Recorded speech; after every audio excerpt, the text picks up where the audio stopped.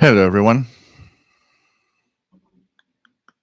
Just do a few little things here.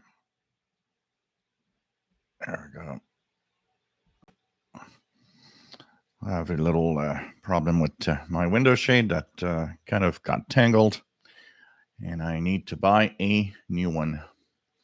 So I'll be checking that out next week, and hope everybody's all right. Let me just fix this here. So I put a little background there with SDR, but we will be. I'll be shifting back to the other side for next show on Wednesday. Probably, I'm thinking of how I'm reorganizing everything, and so we'll be checking that out. And everything looks fine here. So let's start.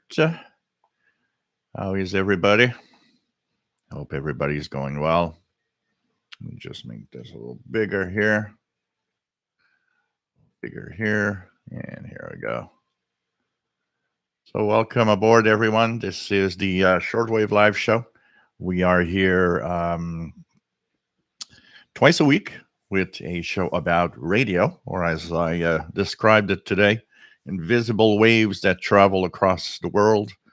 And hope that you will be enjoying the show today, as we are every Saturday at 20 UTC and Wednesday evening North America, but it's Thursday for most of the world at 0 UTC.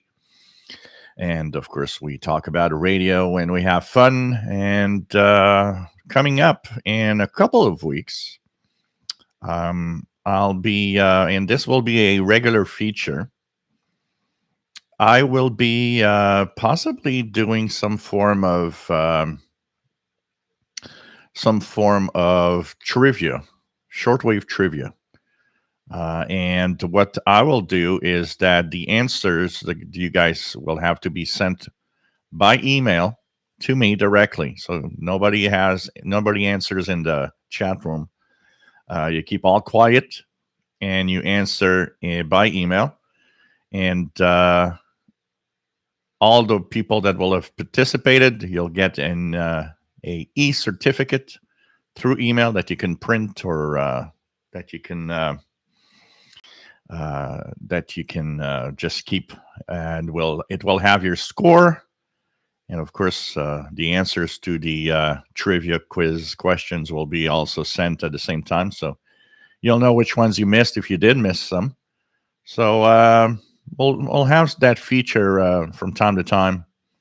So I hope that I thought it could be kind of a lot of fun to do, and be kind of cool to have that from time to time, and just trivia. So it'll focus on several different things. Each time we'll do it, we'll focus on specific aspects of the hobby. Some for the past, some will be more for today, more modern, for those that haven't been listening for a long time. There'll be some things about medium wave and shortwave and all sorts of things. So anyways, I'm going to prepare that, and we'll have that coming up in a few weeks, possibly. And like I said, you guys can have a e-certificate. So I know it's very bright and you guys don't see much, but as the sun is going to set in about an hour from now, so we're going to have more darkness, and you should see a little better what's on the wall behind me, which is the waterfall that I have on my laptop, actually. So my name is Joe. I'm located in Montreal, Quebec, Canada. And we will, of course, have some fun with radio tonight. There's a beautiful chat room that you can join if you want. There you will be among friends, among great people that just want to, have fun and talk radio. And of course, we will also, we have a Facebook group when all of this is over. If you feel that you want to continue sharing with others, Facebook group is cool, more than 2,000 subscribers. And we just have a lot of fun with, sharing what we listen to, posting pictures and videos of what we're listening to in our Radio Shacks. And it doesn't have to be a very complex shack. It could be one radio in a little corner. That's your little spot. That's your listening post. Some have many radios and big shacks. Everybody is welcome to post. And, whether you have one radio, whether you have 100 radio, doesn't matter. Everybody here is welcome. So I hope that you can join in and continue the fun with others. It is truly a lot of fun to share with everyone. If there's a little more noise than usual, there's new neighbors moving in downstairs. So they are, of course, they're moving in with all the furniture and stuff. So sometimes it could be a little more noise, which is kind of normal. So hopefully they won't bring in any device that will increase my level of noise. Let's cross our fingers for that, and hope that it's going to be okay for that. So today, of course, we talk about radio, and we will answer questions. We will say hello to everybody. I'm going to check the email, by the way, before I forget. This is always what I forget, is check email in general. So if I look in the email, we have Elizabeth saying hello to everybody, and she will be listening to the show today and tuning the bands on her Kenwood R5000. And she says that it's great to have this resource. Thank you for all you do. It's really a lot of fun every time. What else do we have? We have Richard Lemke that says hello from St. Albert in Alberta, Canada. Says Radio World is selling the ATS 60 antenna. Where does the antenna go? Most used banana plug. Nice antenna demonstration. So the ATS 60, which is that Saint-Jean, I believe the Saint-Jean reel-in antenna. It has a plug which is a kind of an audio style plug and 1/8 of an inch plug that fits in a lot of radios. Most portables have that type of plug for external antennas. So usually you should have a plug like that, but it's not every portable that does have that.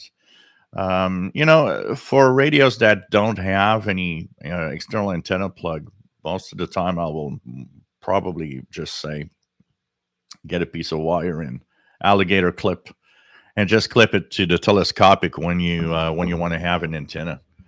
I think that's going to be a simple and a good solution that works great for doing that. So I think that would be a good option. They're fun. The reel-in antennas are fun because of they're kind of easy to bring everywhere, and they're compact, and with the portables they work well. But you don't have to. Most of the time, I'll tell people just get a piece of wire, and at the worst part, clip it on the antenna, and it's going to work fine. So that's the that works also. But if you feel like I have two here, one that came with the Saint-Jean receiver. I also have the reel-in antenna from Texan that came with I think it came with the H501X, or was it the 990X? I don't remember, but of course they're fun to have and to own. To quick little antenna that you can clip and use anywhere with your portables. So, Hang Par, nice to have you here. Bobby Burgess, WA5107SWL in Louisiana, USA. 11 Radios, nice to have you on board. Gary 24 Fan, nice to have you here. From Winter Wonderland, northern Maine, where we got 5 inches of snow overnight. It's pretty much it's white here. We had about, I'd say we had about an inch, maybe an inch and a half. It's the grass is white, and there's a little bit of snow on the street also. So it does look a little more winter like today, and temperature is pretty cold. It's minus 4 Celsius right now. So that's in the 20s. We got and we're expecting cooler weather in the next few days also here. So it looks a little more like winter.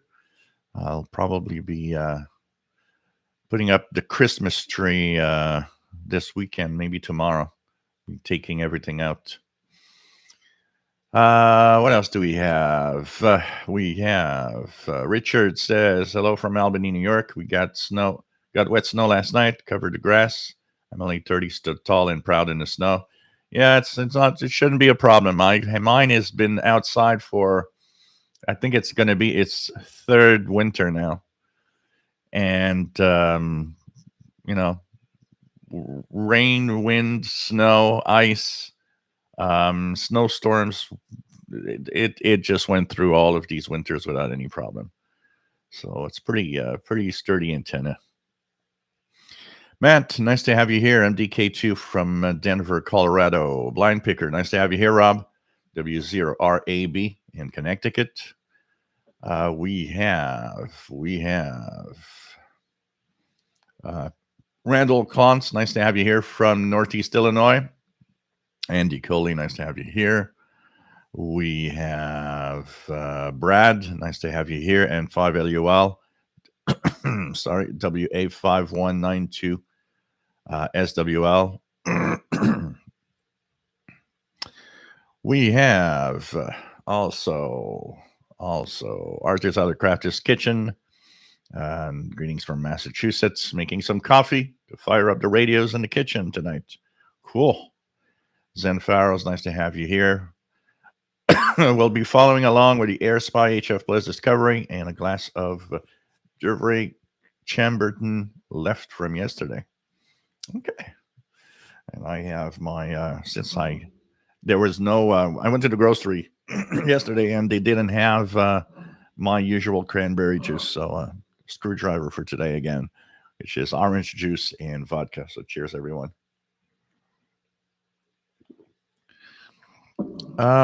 Rufus Newt, nice to have you on board from the Laurentian Valley, Ontario.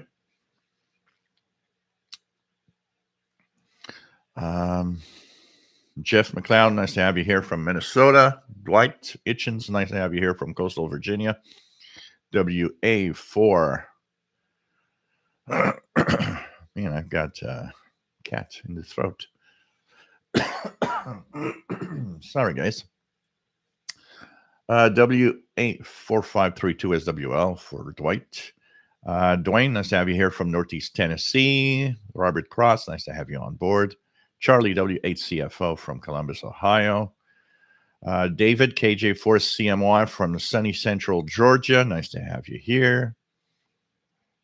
Rob in Phoenix, Arizona, nice to have you on board.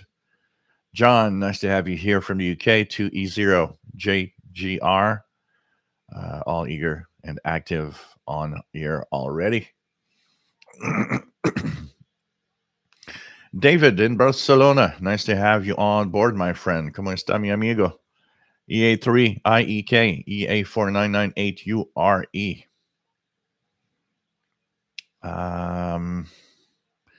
MP, nice to have you on board from Melbourne, Australia. Bonjour PLF Radio, bienvenue de Lyon en France. J'espère que ça va bien. Nick Sharp, nice to have you here from England. Oscar, got a question when you're ready.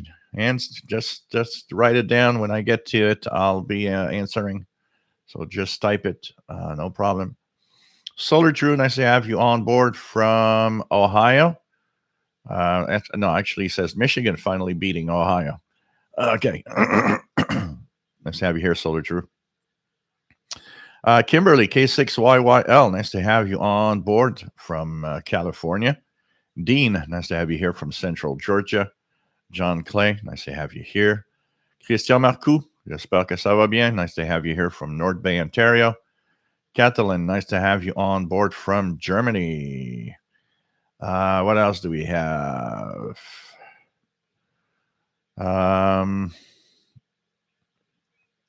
We have 11 radios. Anyone with a radio never needs to be lonely. There is always someone talking to you.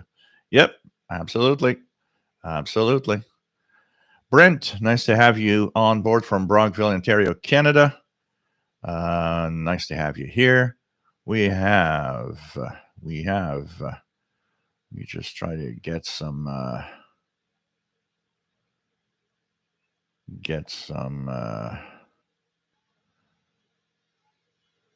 lost my spot here. Okay, let me just get back to where I was.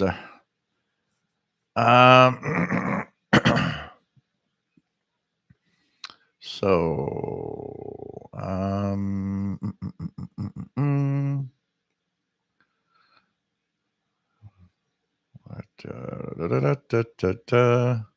I lost my spot. Here we are. Okay.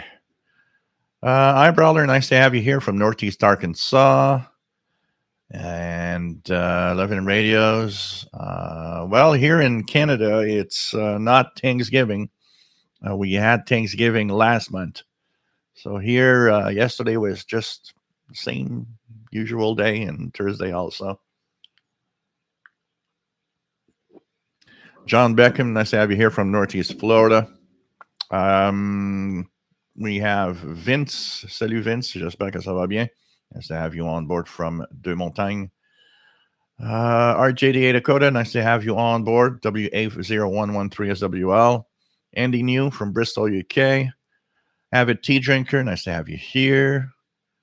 And I moved the sign on the air, but it's gonna. I'm next Wednesday. It's gonna be totally different. I'll be back on the other side with a big screen TV. PLF Radio says, like your last videos of tuning to bands and some features of portable radios. Yeah, well, I thought it would be kind of nice to have those because a lot of people that own radios don't necessarily always know how to use them and they're kind of wondering and have questions. And I hope that I'm going to do more of them, and I hope that it can kind of help newcomers to the hobby to kind of figure out a little more, ways of tuning around a band. Zen Faros, yep, 6577 is air traffic control. So you are listening to airplanes over the Atlantic Ocean. Absolutely. Absolutely. Stephen Wood, nice to have you here from Cape Cod.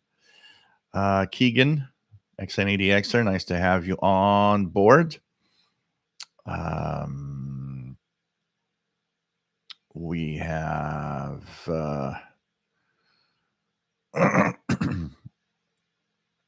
in Northwest Arkansas. And 6RLS, nice to have you here from Berkeley, California.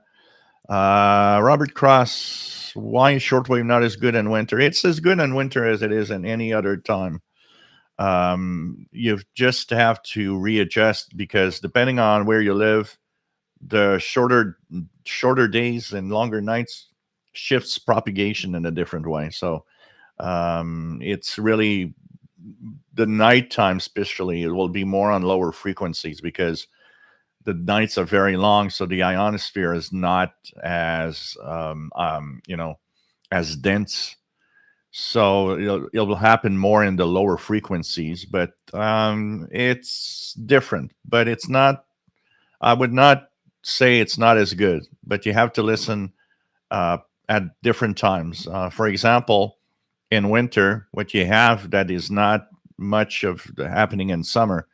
Lower frequencies, often even in mid-afternoon, will have a lot of signals with stations coming in from Europe and from on 41 meters, 7 megahertz, even 49 and 31 meters. It's really just a question of finding all the signals where they shifted on the new schedule season. But it's pretty much as good. It's just different, and you have to get used to listening to different frequency range. Like I said, especially in the nighttime, the lower frequencies, the maximum usable frequency gets quite low. And in the daytime, of course, you'll have some stuff to listen to also. It's a question of tuning around and finding, because one of the problems with shortwave sometimes when people don't like, we have our habits of tuning the same time period all the time. So if your habit is always to tune at in the evening, for example, well, the propagation has shifted a little bit due to the winter months, and some of the stuff that you would listen to in the afternoon that you might be missing because you're not necessarily tuning at a different time period. But definitely a lot of stuff, and tune around at different times, and you'll be surprised that it's actually should be actually as good as summer. It's just different. That's for sure. Uh, no problem, Matt. We have Fernando. ¿Cómo está mi amigo desde Colombia? Nice to have you here.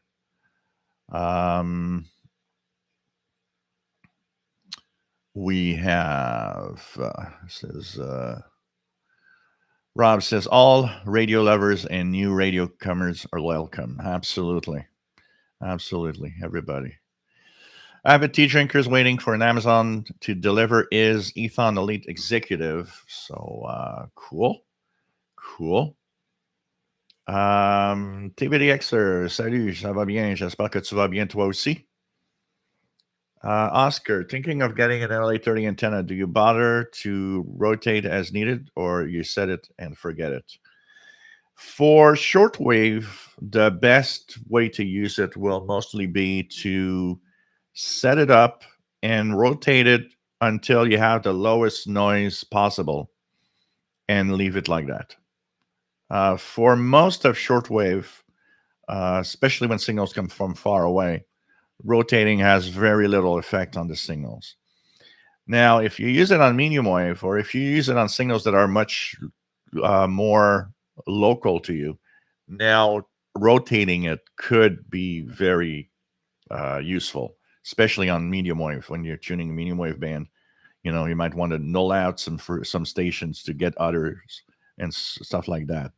But for general shortwave listening, I think the best way to set up any type of loop is to set it for minimum noise and just leave it like that.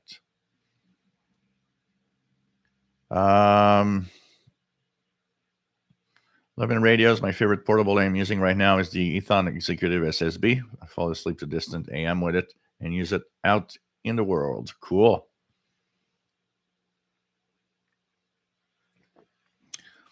Mobile Armor Strike Command received 100 U.S. counties award from QRZ. Cool. Cool.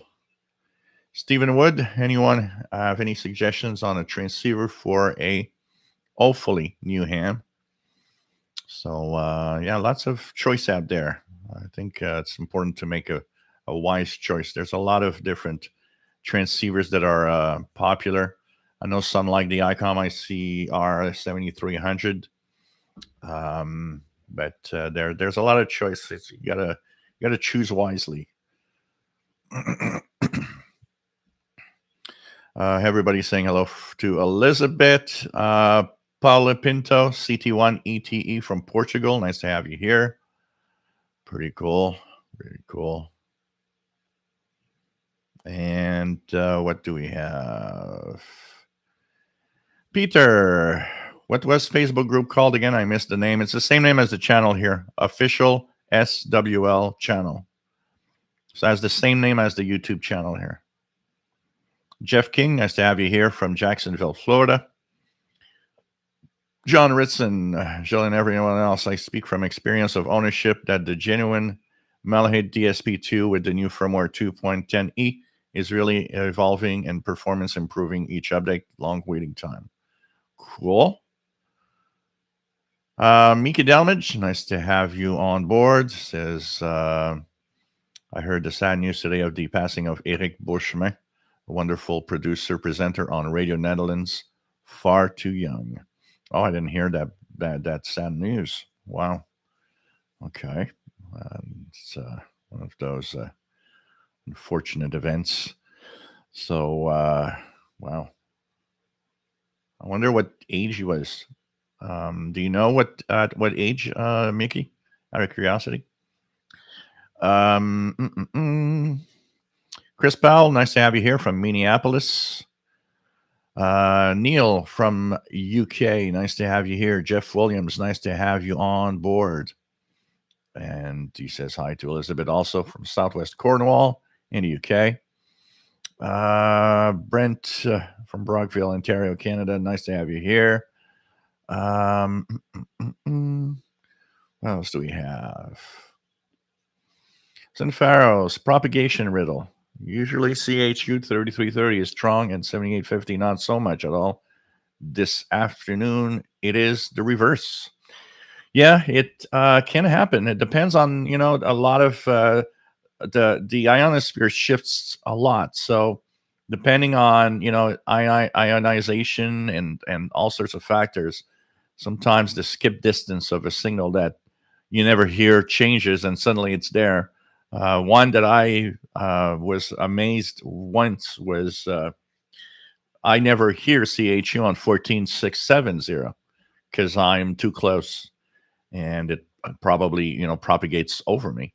Well, I think it was like last year, there was, it's actually Eric Cottrell that mentioned it. And I had to take a peek and listen.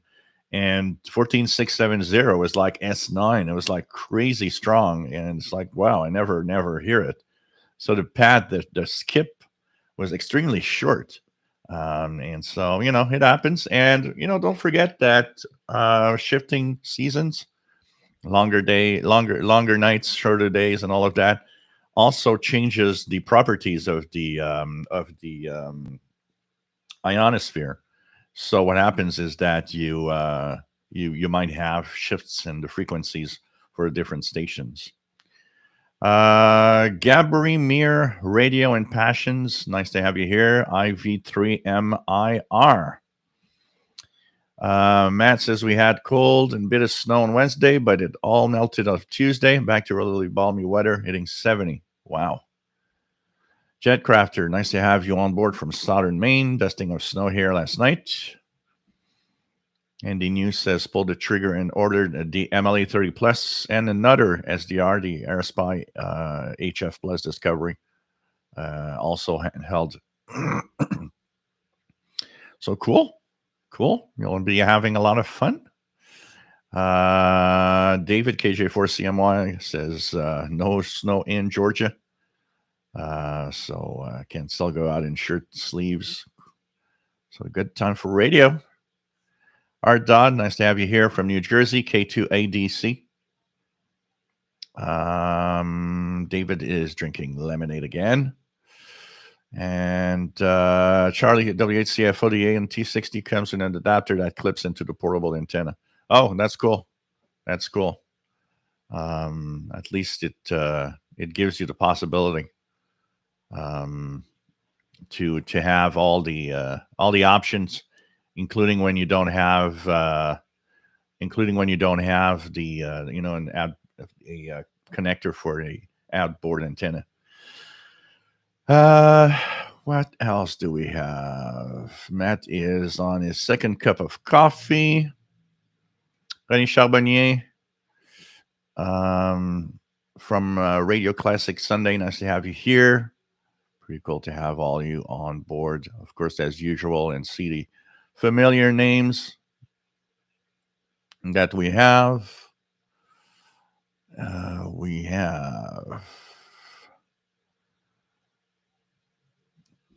Broad Skilling, nice to have you on board. Back to Chicagoland from Cincinnati.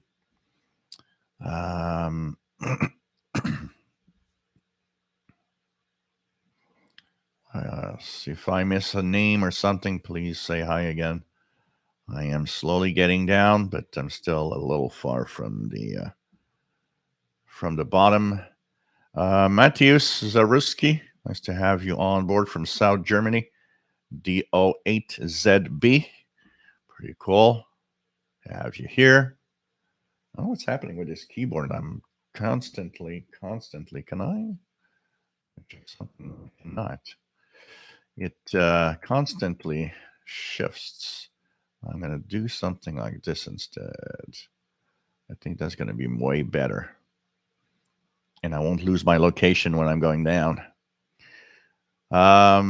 Chris, G7VEO, nice to have you on board from Wet and Windy, UK. And holding on to our antennas. So,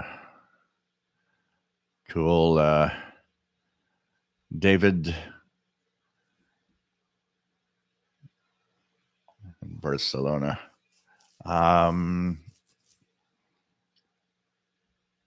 What else do we have? We have iMapper. Nice to have you on board from Moscow. Pretty cool to have you here. People from all over the world here. Human721, nice to have you on board. Pretty cool to have everybody. Stephen Gibson, nice to have you on board. And Stephen and Victoria in Scotland, nice to have you here. Matt says, I think shortwave is better in winter, though not for Radio New Zealand. I can get that only in the early morning hours here right now. Yeah, but it shifts. The propagation changes, so you got to listen different frequency ranges and also try different times.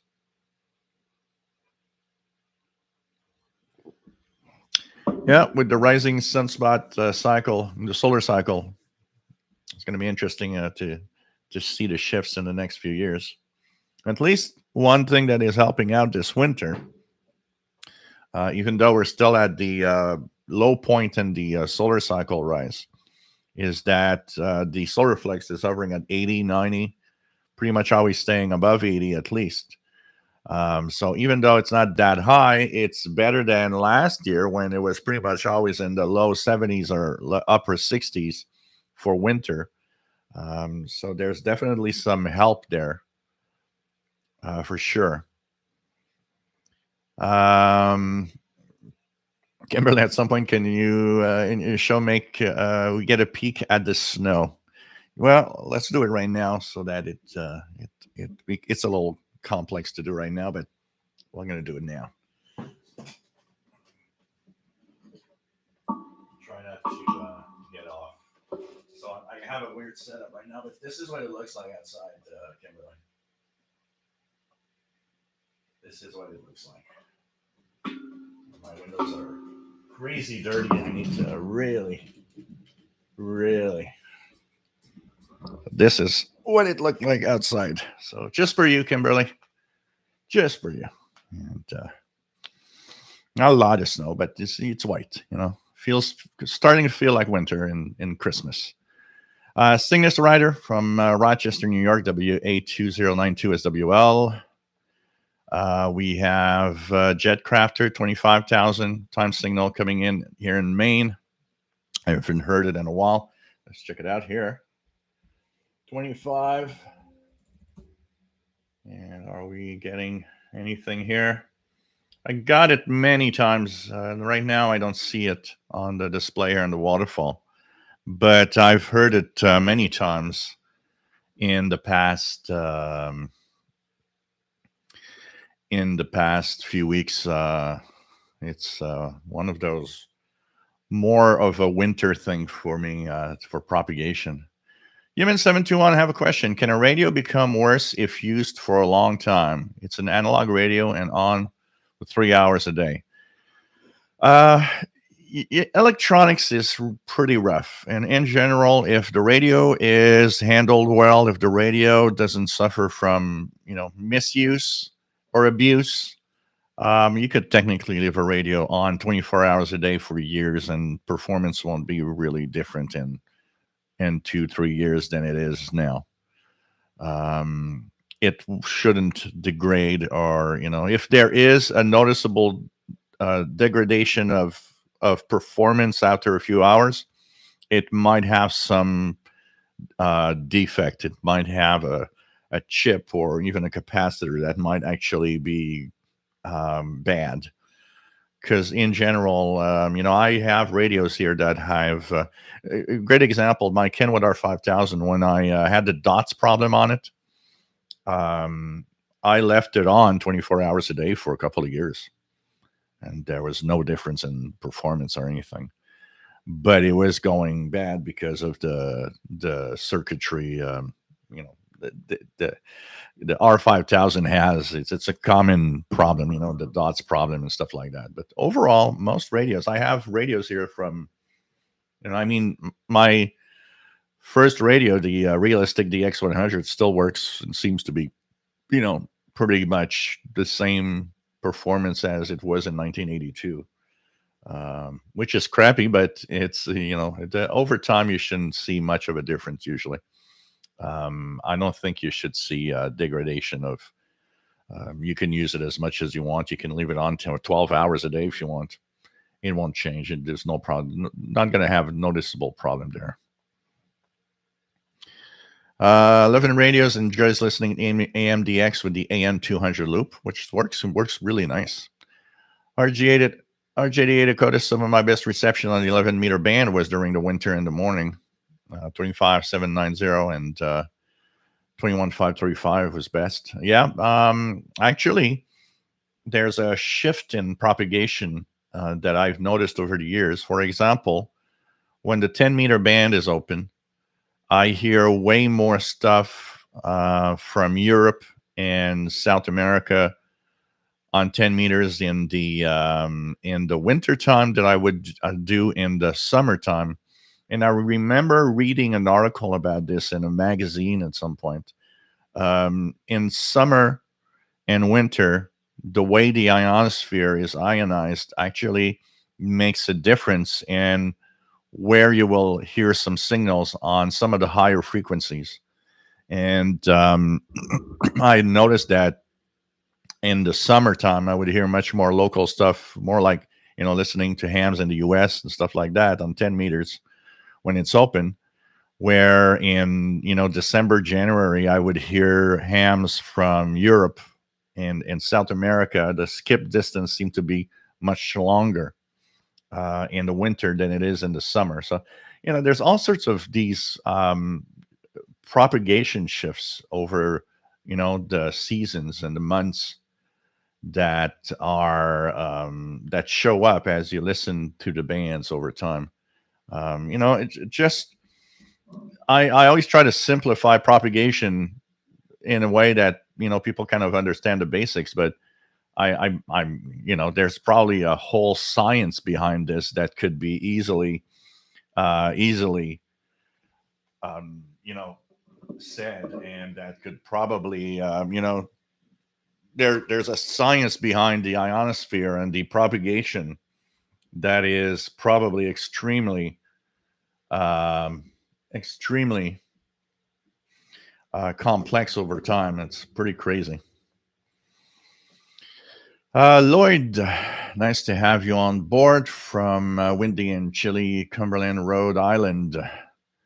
W1LBM, nice to have you here.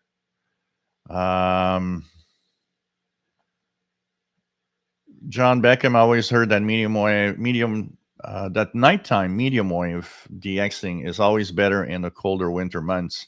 Yeah, it doesn't have anything to do with, by the way, the weather itself. It's not because it's cold. It's not because it's, it's not because it's snowing rather than raining or whatever. But really, the fact that the nights are longer. Long wave, medium wave is known to be at its peak in the long winter months because of the very long nights. So the ionosphere is at its best for low frequencies. In the summer, you can still DX, but the nights are shorter, so your DXing period is going to be shorter on long wave, medium wave, first of all. And also, depending on where you live, if you live really northern latitude, where you might, for example, see that even though it's dark, it's never fully dark because the sun is in the summertime is still just there below the horizon at in the middle of the night. So there's definitely a little more absorption at the medium wave, long wave level that could happen in the summer than in the wintertime. So tomorrow we have a story on the International Radio Report about a Finnish DXer that has a well-known Finnish DXer, Mika. His first name is Mika. I forgot his second name, but he received a station, an NPR station from the Michigan area on in Finland on medium wave on 870 kilohertz. I think it's WKAR or something like that. So we have a story tomorrow on the International Radio Report about that.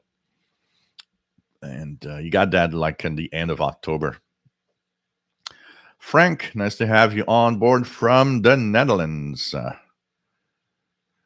No, it doesn't really degrade. Actually, using it doesn't degrade the radio. What really will degrade the radio mostly is the age, simply the age of the electronics. Radios and electronics in general. Parts can go bad over time, and it rarely has to do with how many hours it worked. Most of the time, it has more to do with simply the aging of the components. And especially one component in particular is probably the more problematic over years are capacitors, because capacitors can actually degrade, some can swell and not really be good anymore. So if you see a shift in performance, chances are maybe capacitors are getting old and need to be replaced.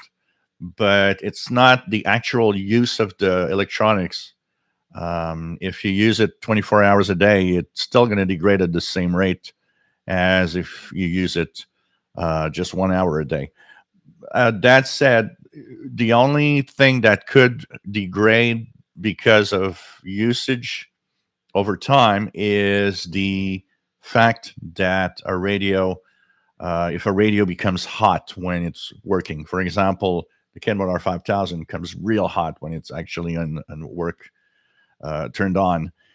Heat is an enemy of electronics, and that could shorten the life of a device.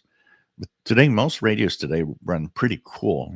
It's the ones that will be more of like warm are mostly the big desktops.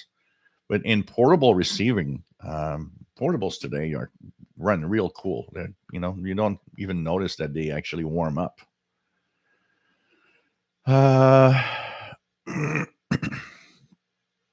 What do we have?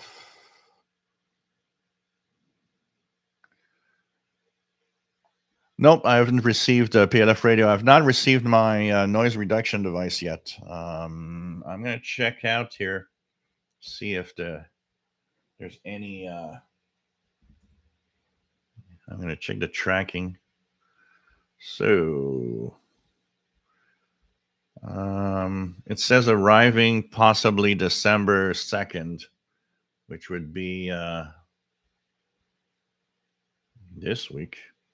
If I look at all the updates, last update is from Tuesday, and it said it initiated customs clearance at destination country. So that means that it might actually be in Canada right now somewhere. So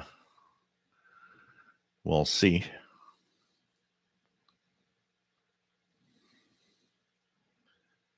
What else do we have? Mike, WDX50, nice to have you on board from Northwest Arkansas. And we have Kent of Kent, found a Panasonic RF2200 in my dad's cabin in the desert, so I brought it home. to the Pacific Northwest. But then my Sony ICF 2010 broke. Oh, so sad. So sad to hear that.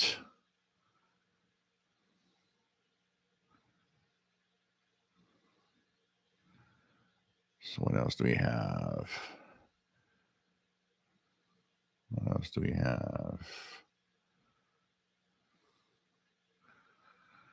I just lost my spot again.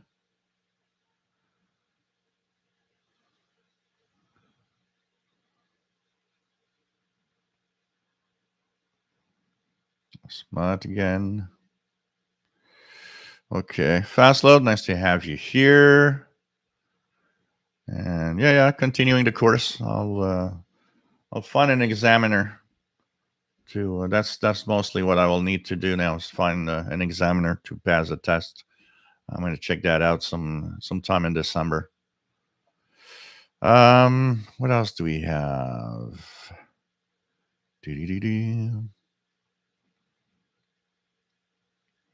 Living Radio, Jill, do you still use the original M830 or are you using the newer enhanced version? And if you have both, what's the difference? The one outside is the original, the first one that I got. I do have two MLA30 pluses.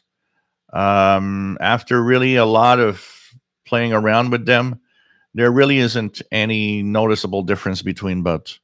The only thing they changed on the plus is they changed the frequency range. On the original, they say it's from 100 kilohertz. On the plus, it says from 500 kilohertz to 30 megahertz. I don't think they changed anything. I think it's just that maybe because a lot of people were reporting that the MLA30 and long wave was not very good, that they just changed the frequency range so that people know that, well, it's going to work below 500 kilohertz, but it's not the best antenna you can get. But the one outside here is the original. Solitary radio listener, bands from 31 meters to 16 megahertz. Really good here today. Lots and lots of signals. Zenfaros, Gander Vomit on 6604. Pretty strong. Sal Domino, nice to have you here from Richmond, Kentucky, KM4 PPV. Kevin, nice to have you on board from New Jersey, WS2H. Hoping for some good medium wave tonight. Been receiving 900 AM from Hamilton and sometimes zoomed radio on 740. Canada stations are a novelty here. Cool to hear some Canadians down there. I need to set up for medium wave a little more in the next few weeks and try it out a little more. One thing that I haven't done, and I really need to do so. I always wanted to sit down and go on each frequency on medium wave, make a list of all the stations I've heard, and from time to time do that again and try to catch other stations.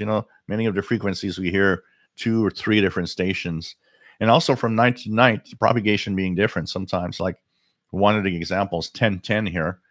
Usually 1010 most of the time is CFRB in Toronto, but there are nights when I turn the radio on and CFRB is weaker, but I hear it's WINS, I think, the other station that is on 1010 also, that one from the US. So depending on the nights, you hear different stations, and it's kind of fun. So cool. I'm going to try to DX some Canadian stations. I would say that what I'd like to have more in DX of like US stations is stations that are further down in the south of the US. And I need to try that again because I never really heard that much of kind of other stations apart from like in the 90s. There was that Norwegian station on, what was it, 14 kilohertz. I'm trying to remember the frequency. that was coming in. We could definitely hear some Norwegian. Um, that one came in the 90s. I heard, and I heard a few transatlantics when WCBS on 880 had some tests in some transmitter fixing. And they were off the air. I could definitely hear 882. It was not very strong, but it seems that it's a BBC station from the UK. And a couple of years back when I tuned the band on the lower parts of the band in the it was like 670 kilohertz or somewhere around the 600 kilohertz range. I still remember being pretty amazed at receiving Radio Rebelde out of Cuba. That had kind of sparked an interest. Like, wow, I got Cuba on medium wave. I need to try again. So, what else do we have? 11 radios. Well, welcome to the only real live show with a knowledgeable host and his colleague, Paul. Al, nice to have you on board. Looks like the snow started early today in Seacliff, New York. We have Joseph Ekenbaum. Nice to have you here from the California coast. Looking forward to jumping into tuning the bands. René Charbonnier.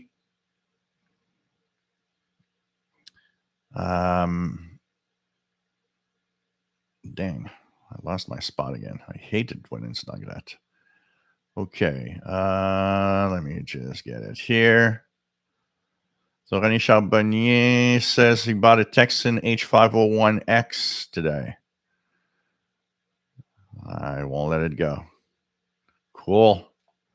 You're going to have a lot of fun. It's a great, great radio. So, well, you know what? Not having a car is definitely a positive point for snow for me. So I don't care really about snow in general.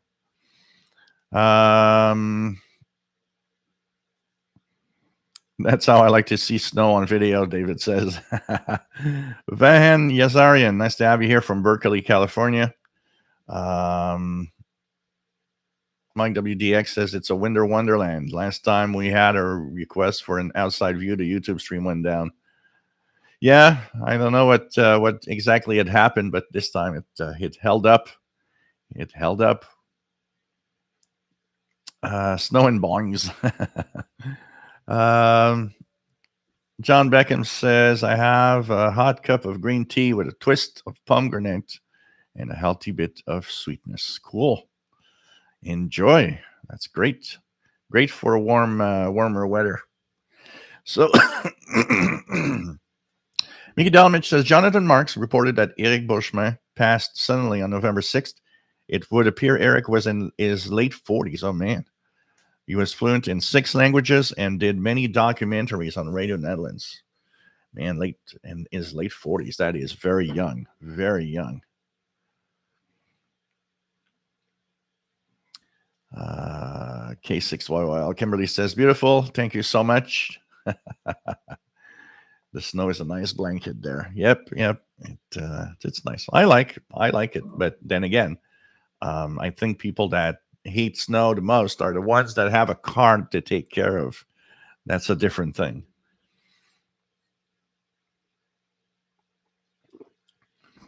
Avid tea drinker. I was picking up some broadcasts from Radio Free Asia. Now I'm wondering if I should include it into my pre-programmed frequencies.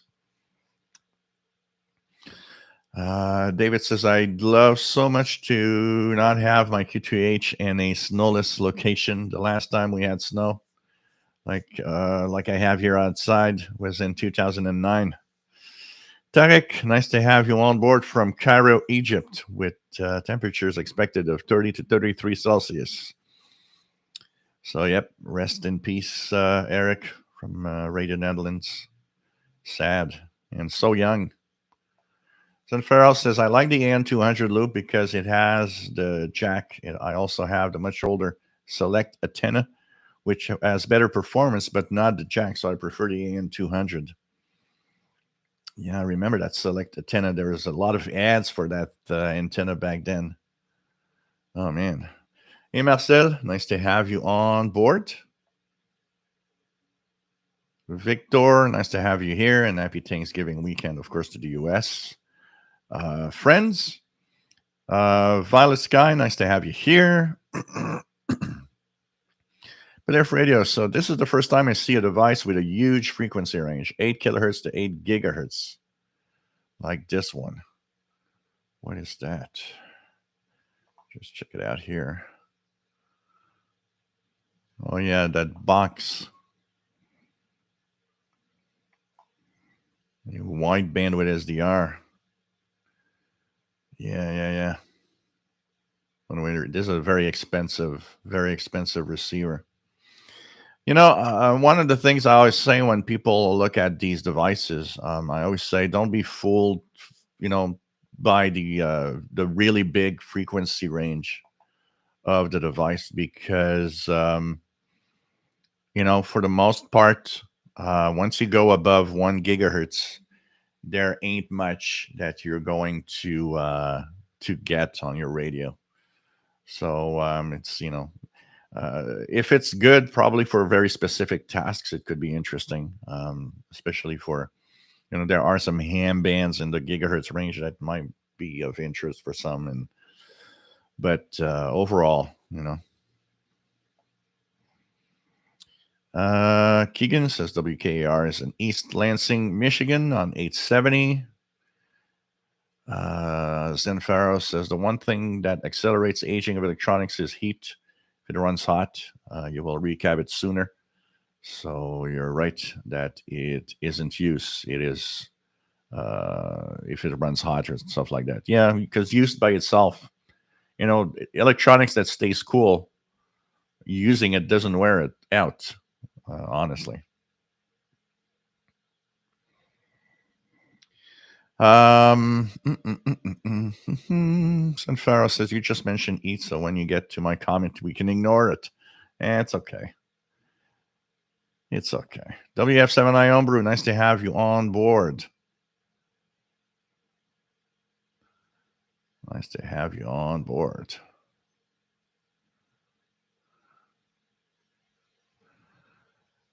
What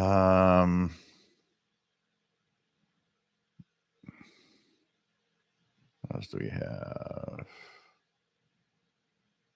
Let me just try to find where I was. Yeah, dust, heat, and humidity could be one of the biggest. When I would do tech duties, one of the biggest problems that I would see in the computers is especially when people smoke.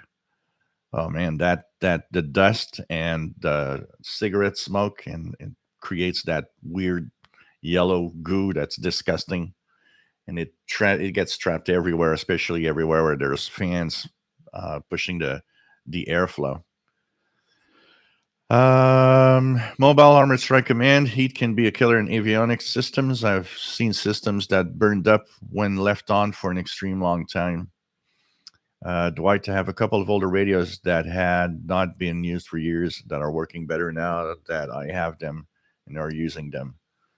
So yeah, because honestly, that there's no. I remember seeing people like well, I just use my radio when I want to use it, but I turn it off as if there's an impression that it's wearing the radio over time, and it's not the case. It doesn't matter if you leave it on.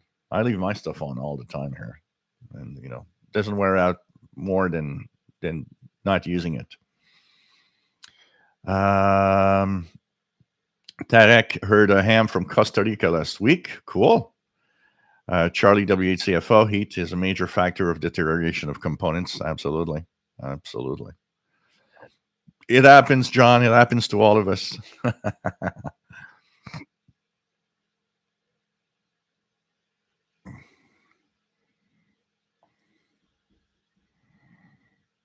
What else do we have?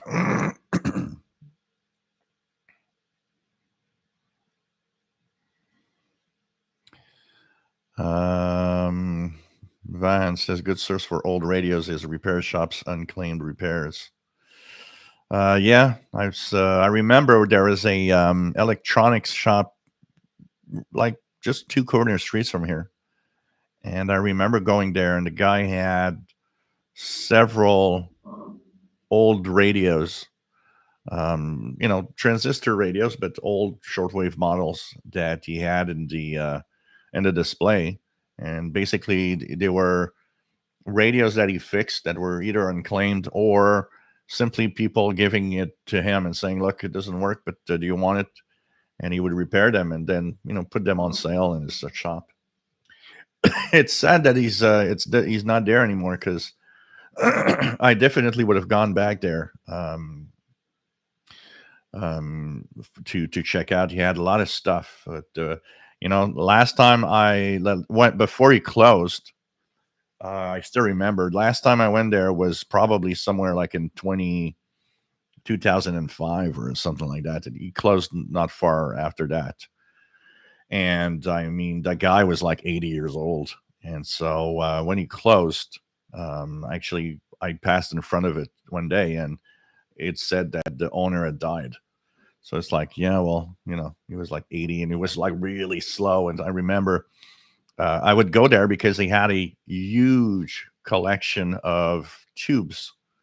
So when I find tube radios that wouldn't work and needed to have some vacuum tubes, he'd have almost all the time, he'd have either the original tube or a replacement with a different number, but that is actually a replacement for that old tube. And I purchased a lot of tubes there, and they were not expensive. You would sell them like $5, which was not expensive.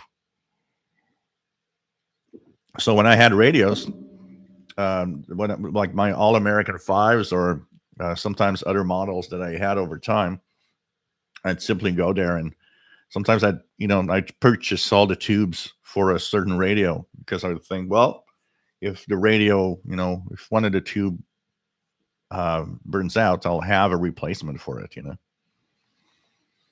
But I would have loved today if he had that, if he would still be there. Maybe I could have found some decently priced, old radios. Stephen Wood, transatlantic signals and medium wave and long wave starting to fade in now. Ireland 252, TWR Moldova on 1548, 1107 Spain. Keegan has heard CFZM Toronto, Ontario, 740 CHML Hamilton, and on 900 here in Northwest Arkansas. Keegan says, I've heard WINS New York and CFRB 1010 Toronto and Northwest Arkansas at night. So pretty cool.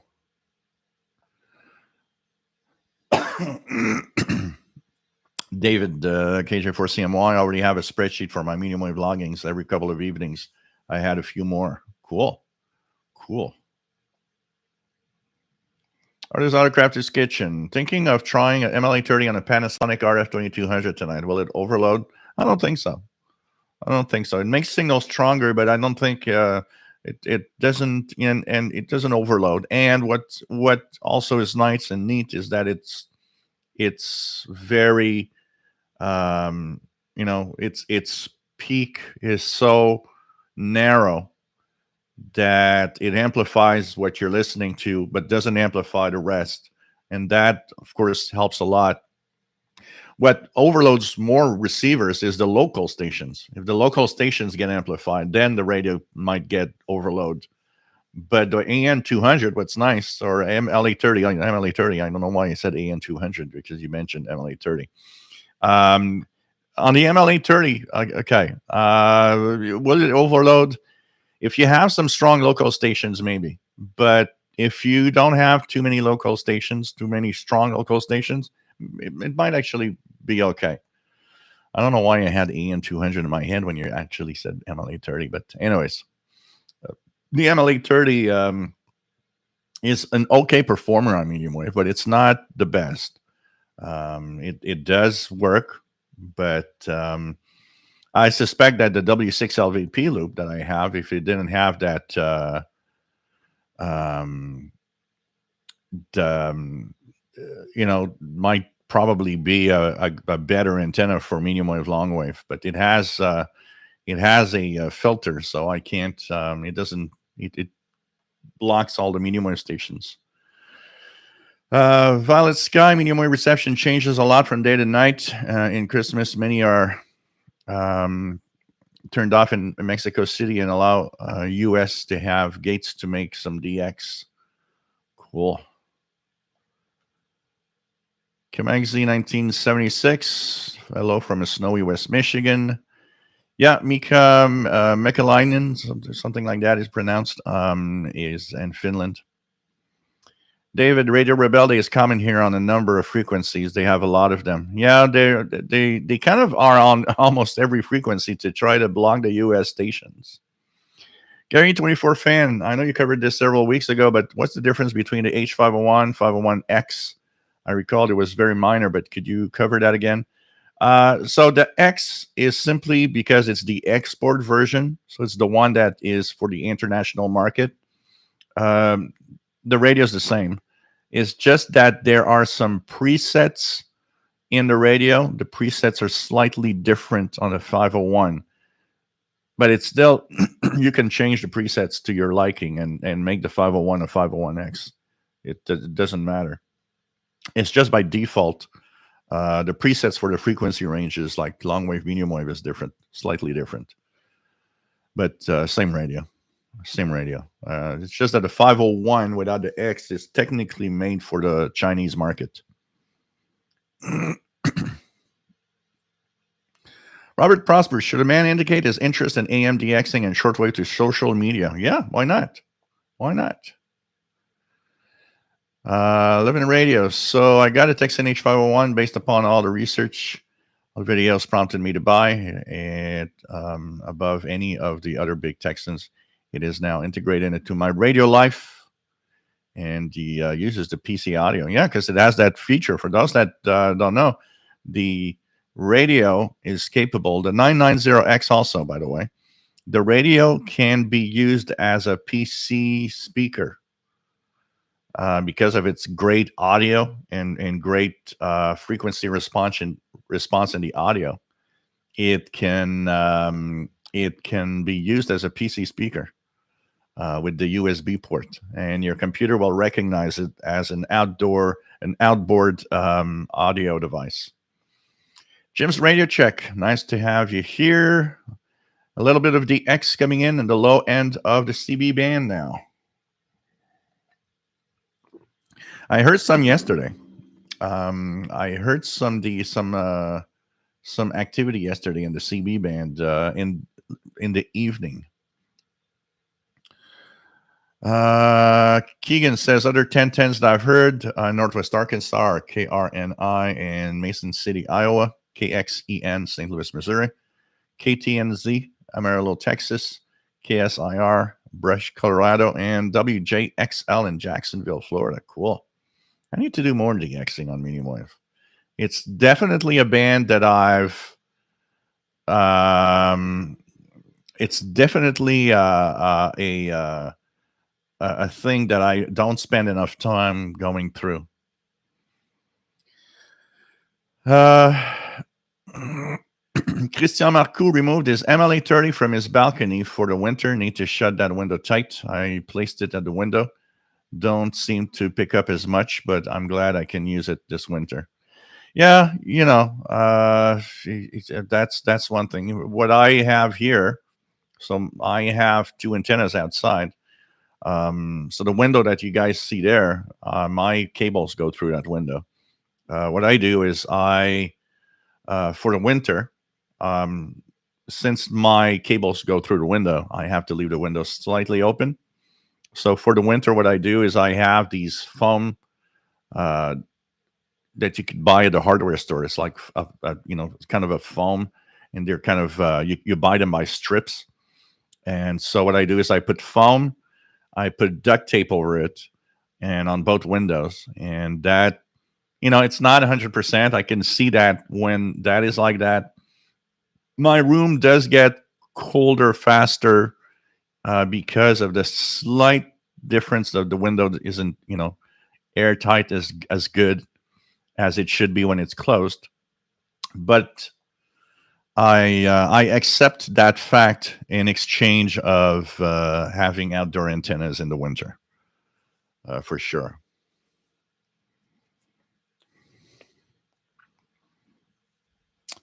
Violet Sky, do you know what's the signal on 13560? I've been listening since he got a radio in 2015. Yeah, so 13560 is a scientific instrumentation frequency. What you hear there is local to you, and you'll hear all sorts of beeps and whistlers and all sorts of things. RFID equipment worked there on 13560. So there's definitely there's something almost everywhere. I don't think there's been a place that I've been that frequency is quiet. If it is, it might be you might be living in really far of everything else.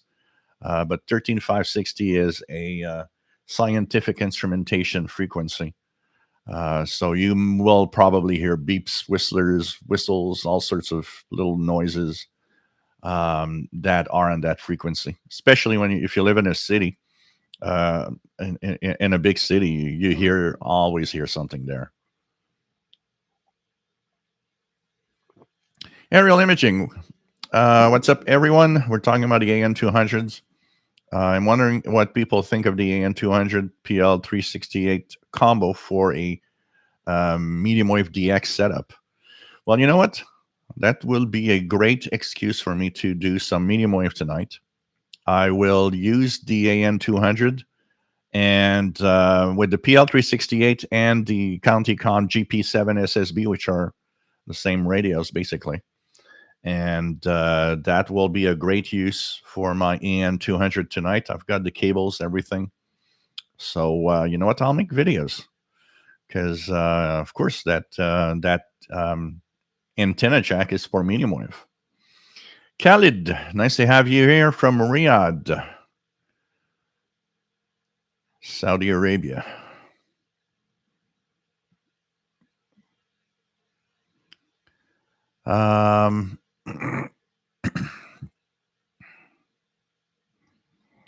What else do we have? Yeah, there's all sorts of medical and all sorts of instrumentation on that frequency, industry, science, and medical instrumentation. If you live near an hospital, for example, if you live near a hospital, you'll likely hear all sorts of things there for sure. For sure.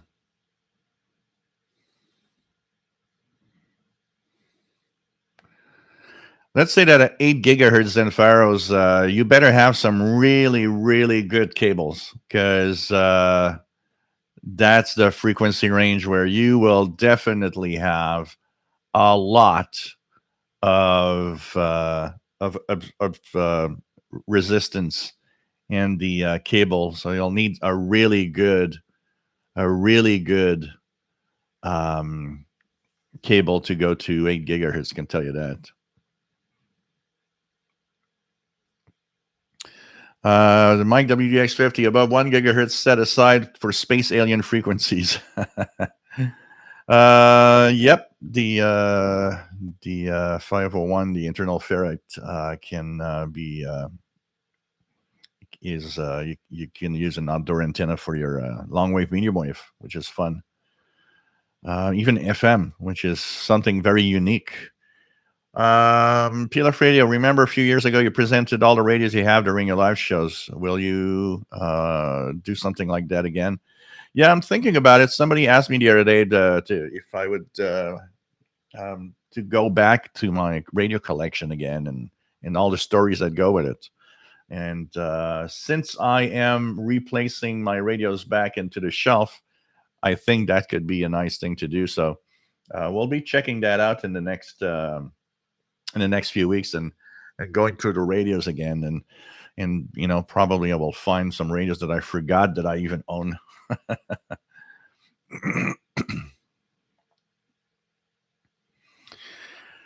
What do we have? Let's see. Go down here the list. Radio Prosper says big American cities like New York don't have radio repair shops anymore. The rising rents have driven them all out. The only ones that are left here, honestly, because you talk about the rent, and of course, it's not a business that is working as well as it used to. Most stuff is impossible to repair today, pretty much.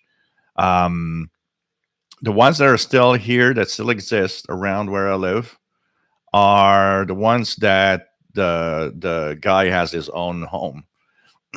There's one not very far from here, maybe 20 minutes walking distance, and the guy simply set it up in his basement, so it's his home, so he doesn't have to pay a rent, except and probably he's been there for like decades, so he probably paid off his house and all already, so he doesn't have a lot of costs, so he can still kind of even if it doesn't repair a lot of stuff, he can still have it running. And I remember going there 20 years ago with the Kenwood R5000 that had the DOTS problem, and I asked him, I said, would you be willing to repair this? And he looked at the Kenwood R5000 and he said, I'm not touching that thing. For him, it was like, no, this is like a high-end radio. I'm not going there. Which I find a little, I understand, because it's much more complex than maybe a lot of electronics you've handled. But I still thought, if you're a TV radio repair guy, part of me doesn't understand why you're not, a radio's a radio. It's all the same basic principle. It's just that it's a higher end radio. That's all. I mean, he must have repaired some stereo equipment that was worth thousands of dollars. So what's the difference with a Kenwood R5000? As long as you have the service manual, you know what your checking points are, where you can feed in and see all the check the components and all. I mean, I don't think a Kenwood R5000 would be technically more difficult to repair than a lot of other electronic devices and radios you've had. We're not talking, of course, of a $50 radio, but still. Chastank, nice to have you here from Louisville, Kentucky.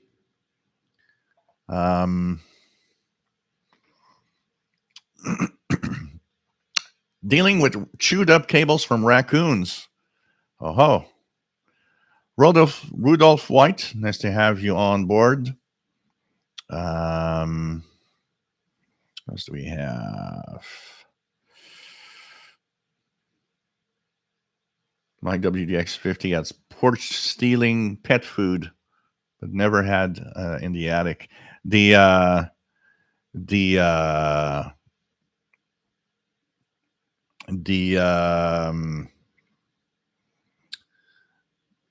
I have a problem with a white cat that steals Paul and Minion's food lately. I have to keep the door closed in the back. Vince, there was an electronic repair shop around 200 Beaubien. Italian guy, was very good, very nice guy. Ever went there? I probably have. I've been to pretty much all the repair shops that are in the vicinity around me, and at a pretty big distance. I don't know if that guy's still there. I know that the one that I know of, the one that has his home, has the repair shop in his basement. It's on Bélanger Street, and I know he's still there. I think it's 2-3 weeks ago I passed in front of it. He's still there. There's another one that I know still there, also on the Plateau Mont Royal, that I've been going to for a few years to check stuff sometimes that he has for sale. What else do we have? Let me try to go down here. Kent of Kent, what's everyone's favorite portable? Oh, man. I'd have to say my favorite portable, if I had to choose one, would be pretty much the Texan H501X. What an amazing radio. Stan Farrow 6040 Radio Algérienne from France. That's weird digital modulation transmission on 6041 interfering. Interesting. Let me just tune here. See what I get. 6040.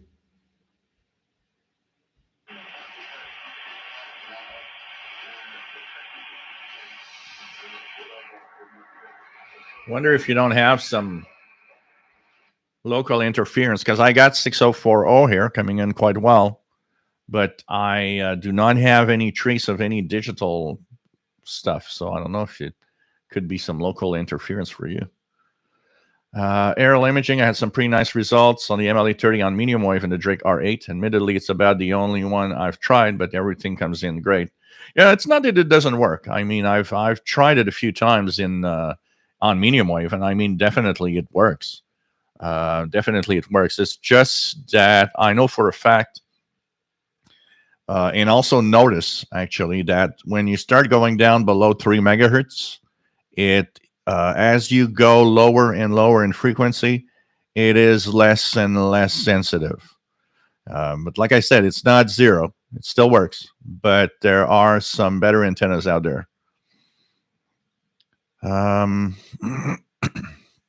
Prasad, nice to have you on board from India. 2:30 a.m. What are you doing up at this time? Nice to have you here. Been a long time, my friend.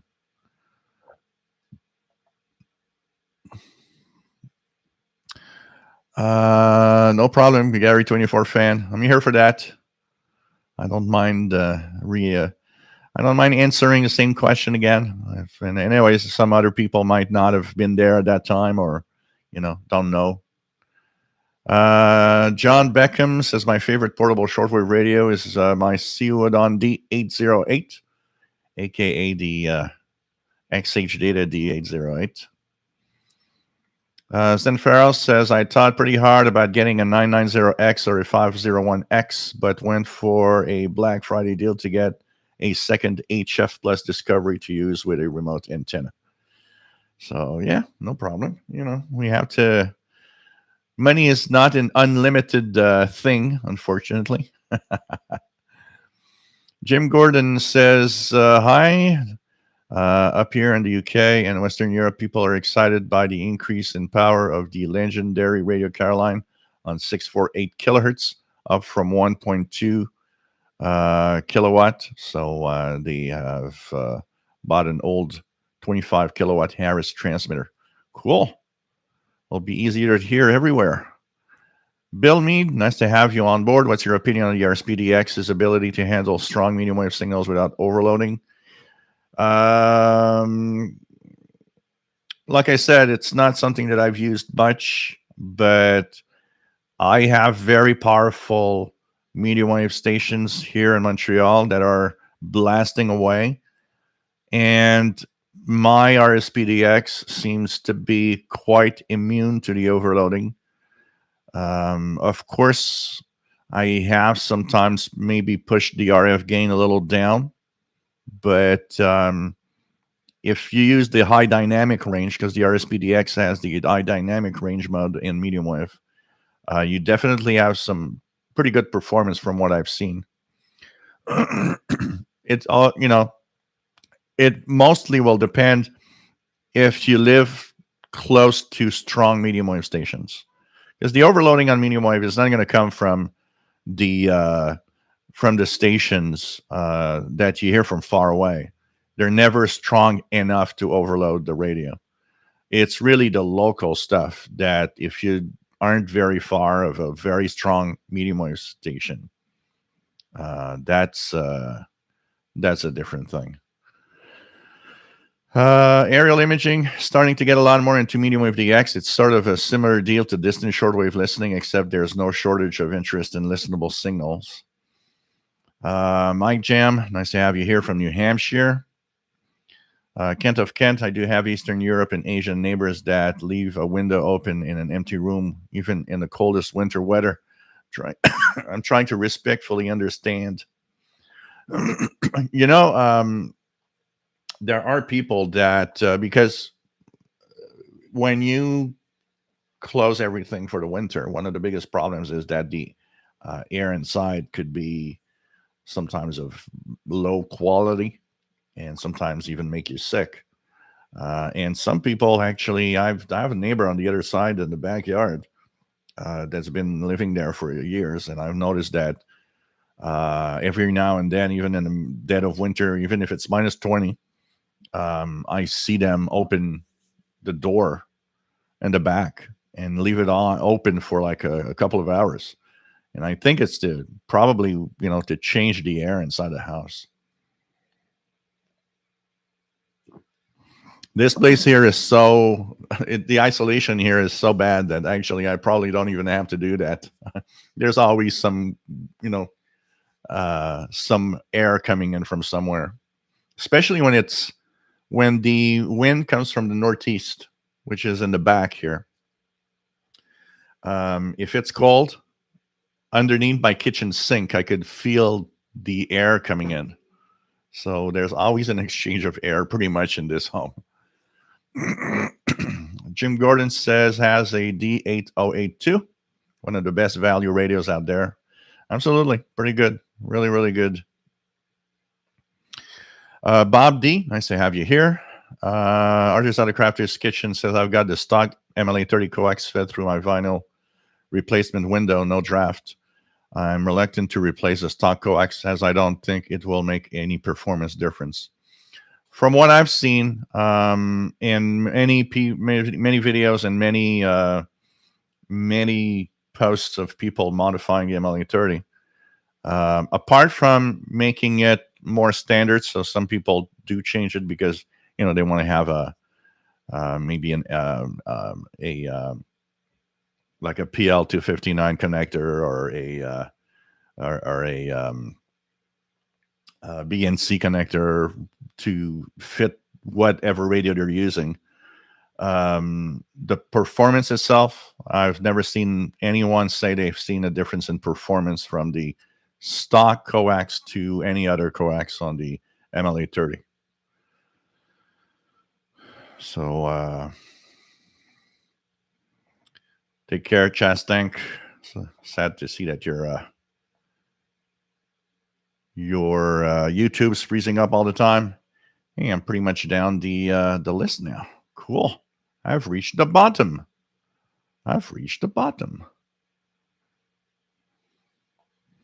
DJW883. It is automatically out once you plug in the shortwave antenna jack and the right side. It also covers long wave, medium wave. You don't turn it off by any way. The H501 already switches it off when you plug in the external antenna. Unlike the PL330, the small PL330, you have to tell it to remove it.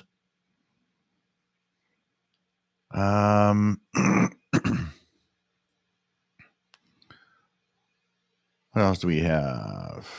Let's go down. Dmitry Larinovich, nice to have you on board.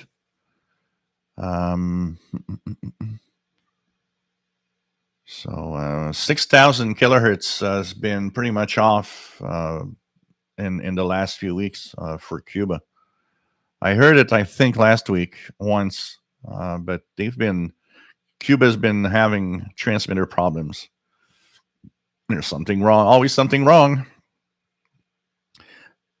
Scott Belcher, Les is XHD to D808, also enjoys his K2KA1103, and he uses them together a lot. Cool.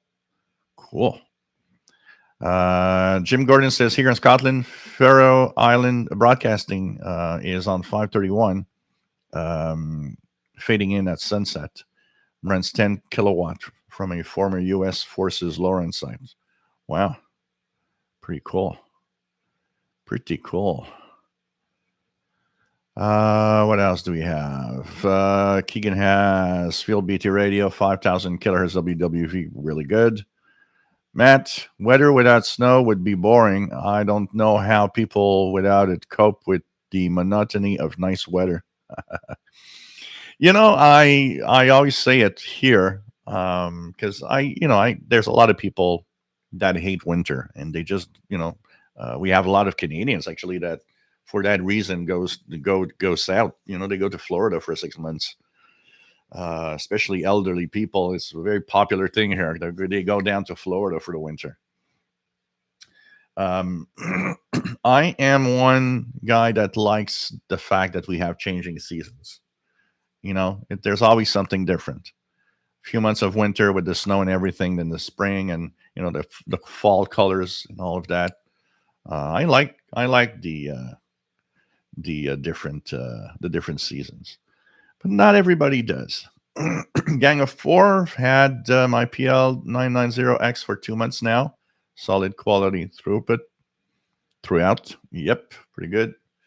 JDA Dakota 540, 640, 730, 800, 900, 1050, and 1570 were always Mexican superpower stations. Stephen K. James Radio check. What else do we have? BLF Radio, do you have the Degen DE1103 DSP version for those who have it? I have the original analog one, and I've seen a lot of people not very happy with the DSP version. It's not as good. It's not as good as the original analog one. Violet Sky also, I think also Radio Greece 9420 having transmission problems. I've heard them pretty much all day, every day. Let me just check it out here. 9.420. Today, they are not there. Though. I don't see anything. I don't even see I barely see something. So I don't know. Greece doesn't seem to be on. Anybody receiving Greece tonight on any 420?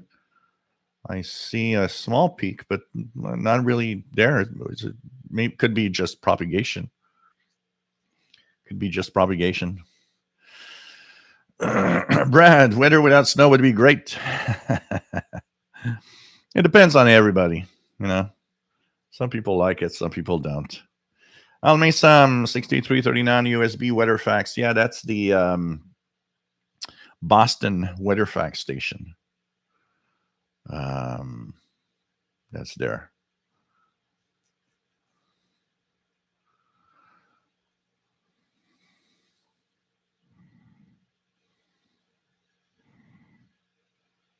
What else do we have?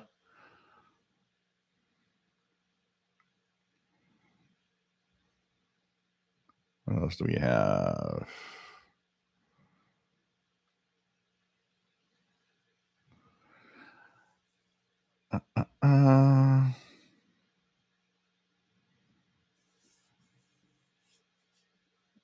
What else do we have?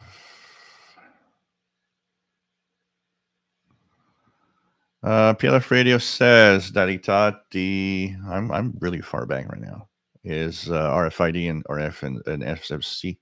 It's medical. It's instrumentations of all sorts. A lot of the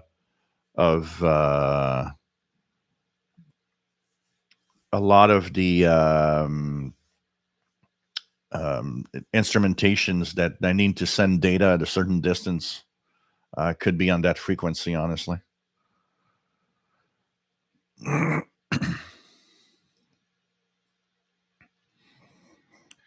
So what else do we have here? Spain on 9690.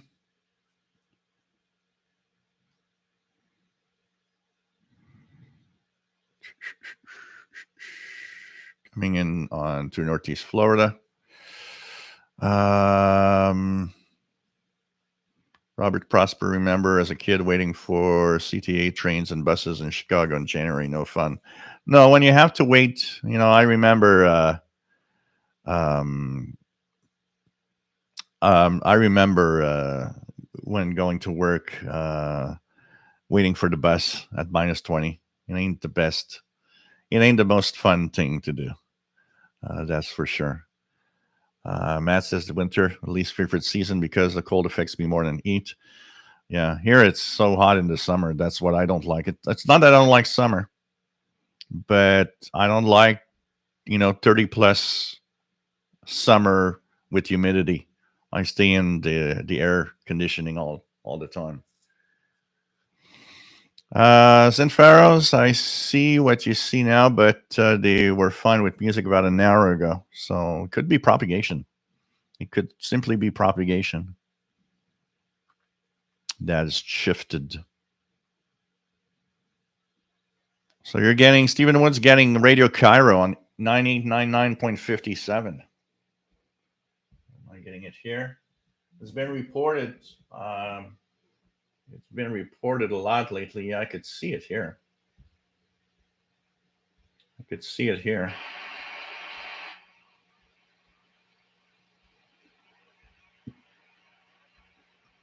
I could see it here. I don't hear anything, but I could see that there is a signal on 9899.5 ish on the waterfall. Absolutely. Tom, nice to have you on board from a windy England.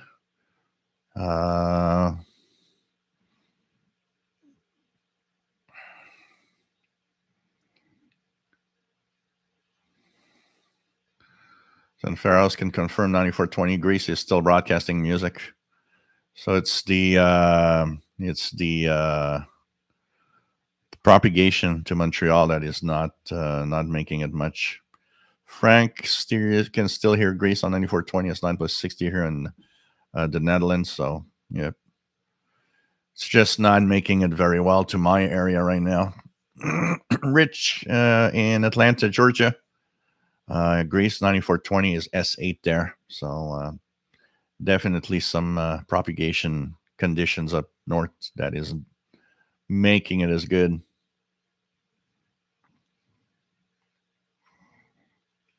What else do we have?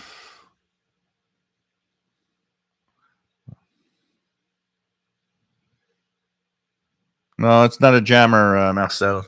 Radio Cairo. The buzzing is their transmitter having problems. It's really their transmitter having problems. It's not a jammer. It's they have so much problems with their transmitters. It's even surprising that they're kind of bad back to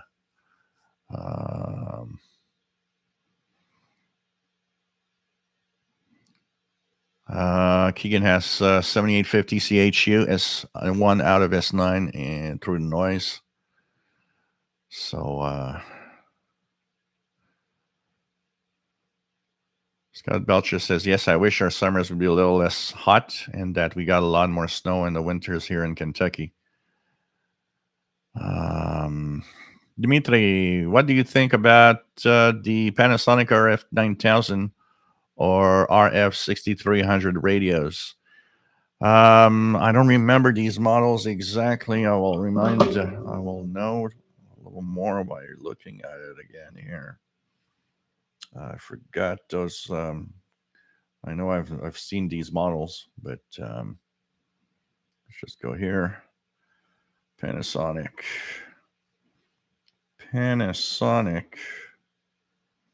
RF 1000. Oh yeah. Nice radios. Look at that. This is the 9000. There's one up for auction on eBay. For those that wonder what the 9000 looks like, this is what it is. They look nice. If I don't know about their performance, but most Panasonic receivers' performance are pretty good over time. So I would not be surprised that they probably work very well. But I wouldn't. These radios are impossible to buy today at a decent price used. So Greece fair into Jacksonville, Florida. And so the RF 9000 is the huge receiver. Yeah, these radios back in the back in the old days were much bigger than the radios we got today. That's always something that surprises me with radios today is when you buy a little portable. And, I remember one that particularly surprised me. And I got the XH Data D808. You look at pictures and you're like, wow, okay, that's a nice radio. And then you get the radio and it's like, wow, this is so small. It's pretty crazy. So Radio Cairo with a carrier I could see, but that's been the big problem with Cairo here. It's the problem of having um,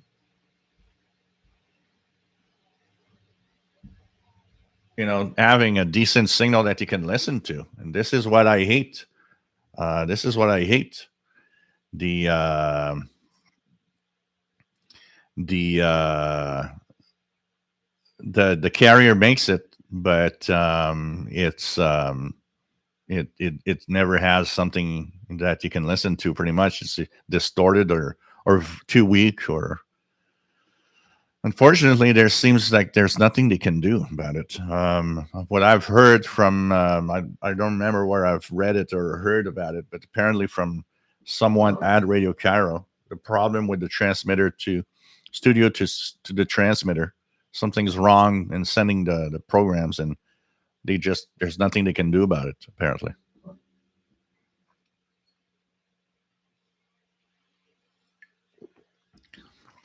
Frank 9899 saying a little strong, but because of bad modulation, unable to hear anything. So that's the standard. That's the standard Cairo. So Stephen Wood has Greece and Cape Cod 9420s, and Faroes back up full strength now on 9420. So here I see a peak. I'm starting to see a little more signal. There is like absolutely nothing, or when I tried 10 minutes ago, there's a little something now on 9420, but obviously up here in Montreal, it's a tough one right now. We have a lot of it's funny how we have a lot of differences. The just a few hundred kilometers makes a huge difference sometimes in a signal that you hear or don't. Pretty crazy, especially from north to south. One of the things that happens, because somebody had asked me once, why is it that, for example, somebody up in Canada will not hear something, and 1,000 kilometers to the south, though you hear it well. One of the things that happens often is the more you are closer to the poles, the more you are affected by any changes in the geomagnetic field. So you might have good reception of a station south, but it could be something that is impossible to hear because of auroral conditions. So Mark Schmidt, nice to have you here from Maine. Nice to have you on board. Pretty cool. I'm gonna check something here. So, yeah, I see this signal there on 9280.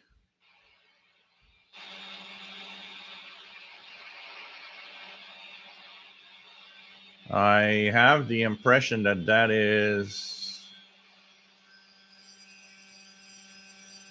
that's kind of a big buzzing. That is weird.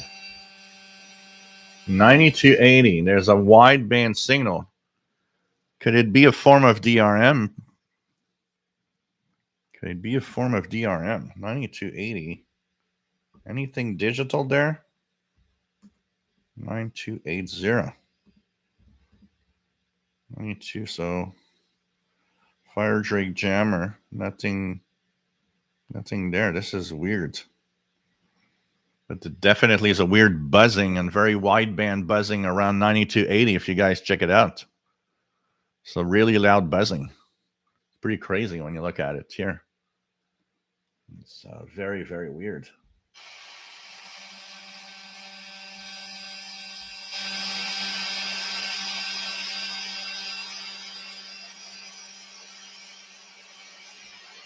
I think it's the first time. It's the first time I hear a buzzing like that. That is so weird. And it's definitely not local because it's fading in and out.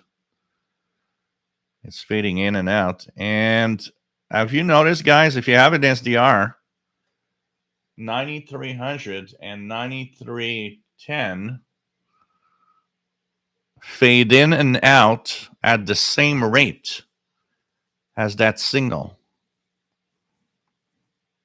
This is weird. I don't know what that is. Could be some kind of new it's so weird. I've never heard that before. So we've got a mystery on our hands. What is that? Jim Gordon, yes, Gloria, really nice on Netflix. For those that have Netflix, check that out. Gloria's spy series on centered on Radio Free Europe in Portugal in the 60s. Really nice. Really nice. Definitely a little rough on the on what happens. Rifleman 336. Nice to have you on board from Southwest Ohio, Alex. Still trying to wake up from AMDXing last night. Got stations in Tennessee, West Virginia, New York, Cuba, and all on the frequency of 950 kilohertz. Wow, cool. All right, JD8 Dakota. I wish I could take my PL330 or D808 back to the 80s with all their advantages to DX. All those, yeah. I'd love to bring my RSPDX to the 80s and tune around. Oh man, imagine on the waterfall all the signals you would have seen there. Boy.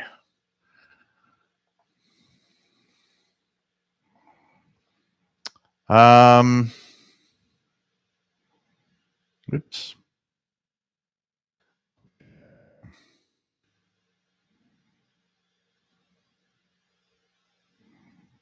What else we have? Reed Delgado, nice to have you on board. Is that a Unidence Bearcat CB radio to the left? Are you active on 11 meters? It is indeed a Bearcat 980 SSB, but it's too noisy here. It's difficult to use and do anything.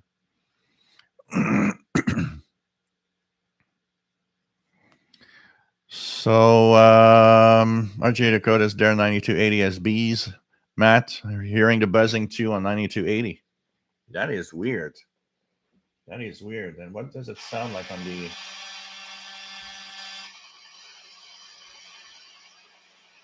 Yeah, the two other ones sound like radar. They have a woodpecker-like property. But you know what is interesting is when I look at the fact that that buzzer really fades in and out at a same rate, almost as if they're coming from the same place.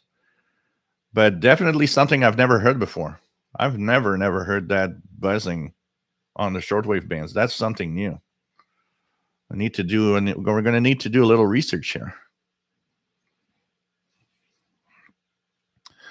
J-Wind getting AMs on 3873 and 3885. Yep, that's the big frequencies of 80 meter AMers.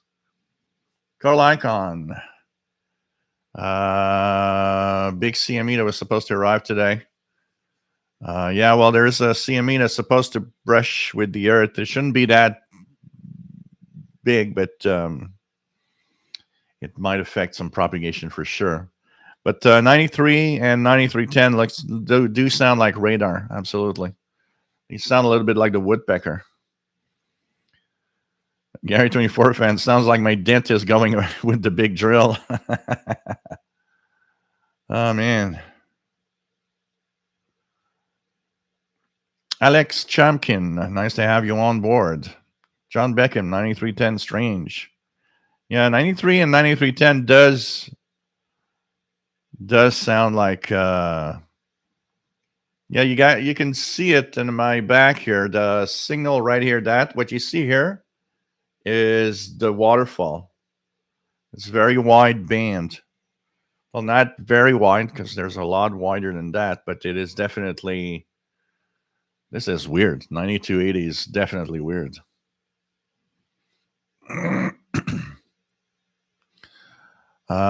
So 9310, 9300 do sound like a radar, absolutely over the horizon radars. Yeah,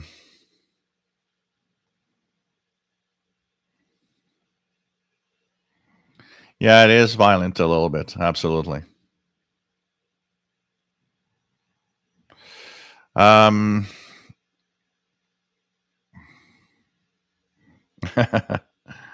Right from entry 36. Brad says, yeah, 9280 raises to S7 at times here in Texas.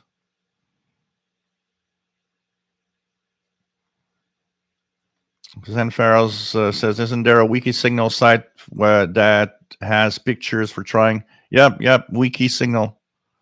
If you just type wiki signal in Google, it's gonna show up.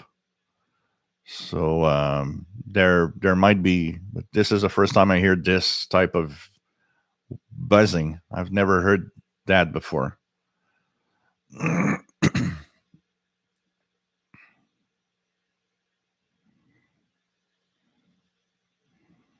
Dimitri found lots of frequencies have kind of noise. Some countries are making some raising the frequencies.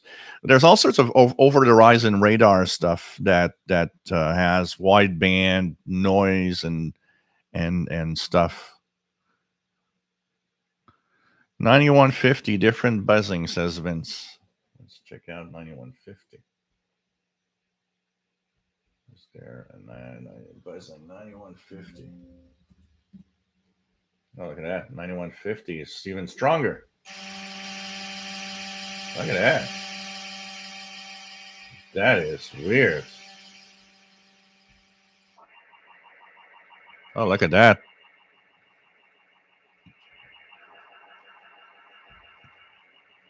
You know what? I put myself in sideband. It sounds so weird. So weird.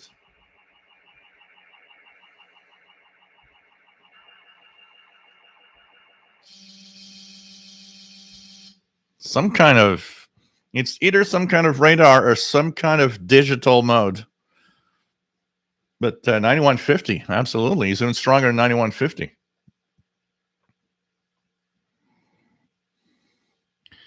Jetcrafter, there's a U.S. Navy E-6 Mercury flying over Kentucky, and that could be the source. They've been up all day on HF. I doubt that would be it, but you never know. You never know. For sure.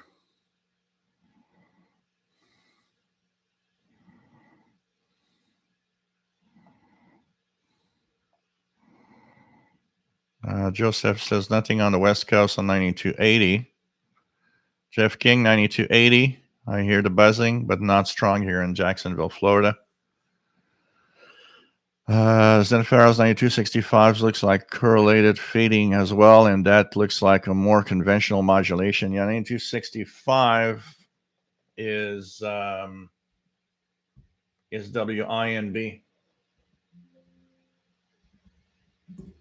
It's WINB in Red Lion, Pennsylvania. I don't get it here, or barely. But this is weird. We have a mystery on our hands here. We're going to call Scooby-Doo. Tim Mitchell says, enjoy the show immensely. My Kato K1103 SSB selection is only designated as SSB. How do I know if I'm tuning a lower or upper sideband? So Tim in southern Wisconsin. That is the fact that's what makes it a little more difficult on a conventional receiver that has SSB and that relies on a BFO, which is on that little wheel that you tune around. Typically, you'll notice that that wheel for fine tuning as a zero beat. So if you tune an AM signal, for example, and put yourself in SSB, you'll hear a tone. And when you change that, you hear that the tone changes in frequency.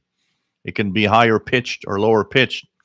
So there's something that we call zero beat. At some point, the beat is not there anymore. You don't hear a tone anymore, and you can hear a voice.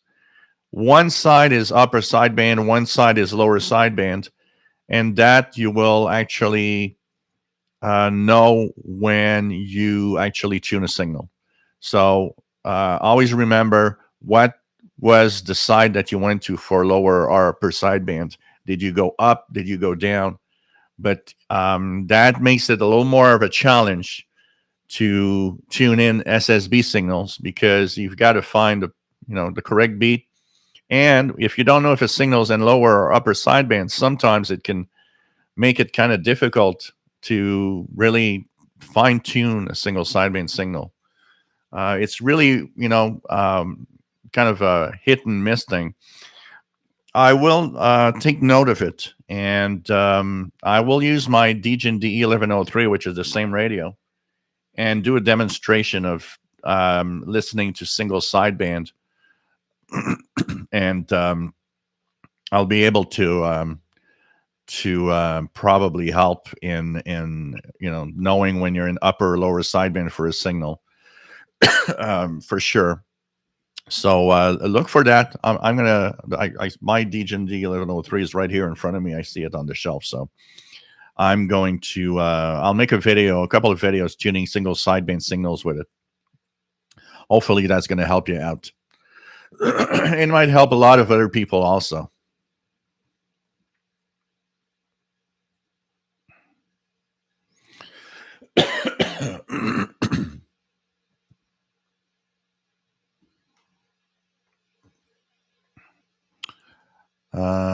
What else do we have?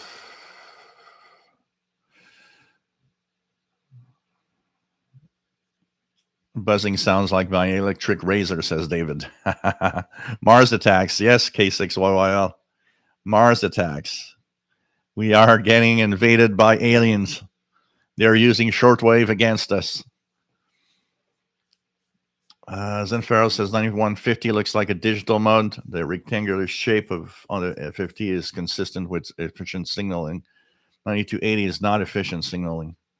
So kind of interesting. So kind of cool.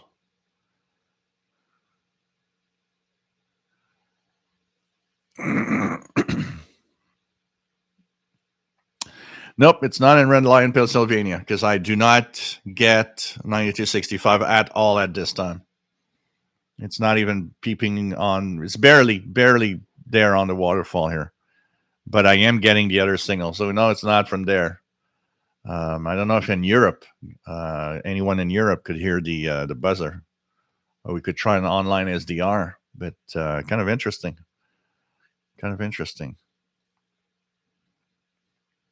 Chris66, crazy question. Has anyone noticed any additional Russian radio activity since many more Russian troops are in Ukraine border? I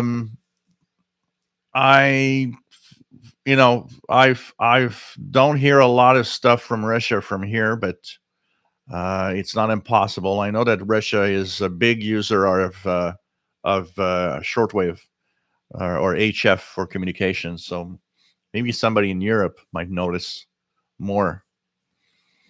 Robert Osborne, nice to have you here from Niagara Falls, Canada. Zenfaros says,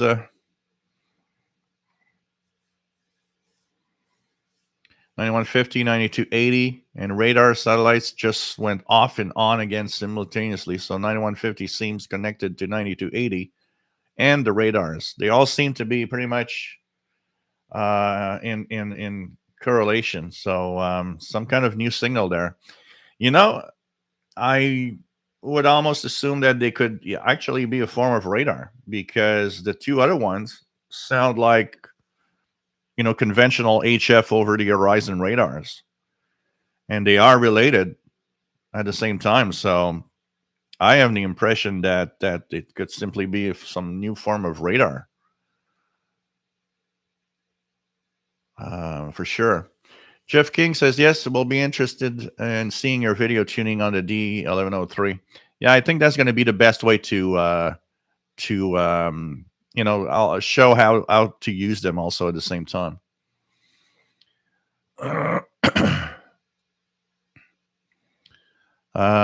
Gary 24 fan says could be a signal coming out of weird box on the Darth Vader's chest. John Beckham, how is Paul and his girlfriend doing today? Pretty good, pretty good. Paul was sleeping in the bedroom when I started the show, and his girlfriend was outside. It's usually the time around 5 p.m. is the time when she usually shows up to get some food. 11 radios, DGen 1103, great radio. I found it was very similar to the Gredic G5, just different interface. Yeah, it's a nice radio. Definitely a nice radio. Frank 9280, don't hear it here. Okay. Then Farrell says 9150 and 9280, not simultaneous on the fading. Zenfaro's NT-style radars are a lot about using two different frequencies and also more than one location. I don't know if it was done in HF, but that is a point to consider. Who knows? Who knows?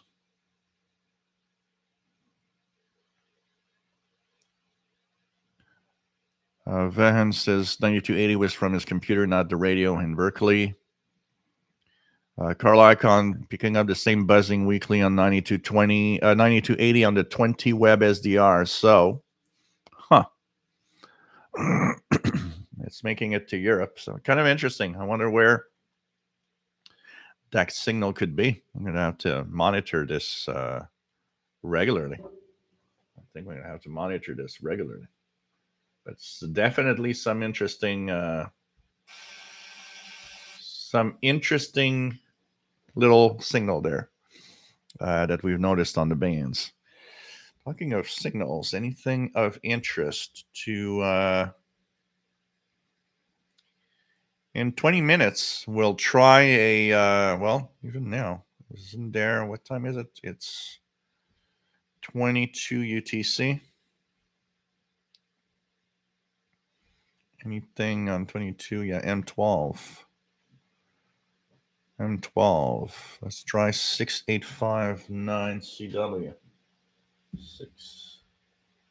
6859. Anything on that frequency?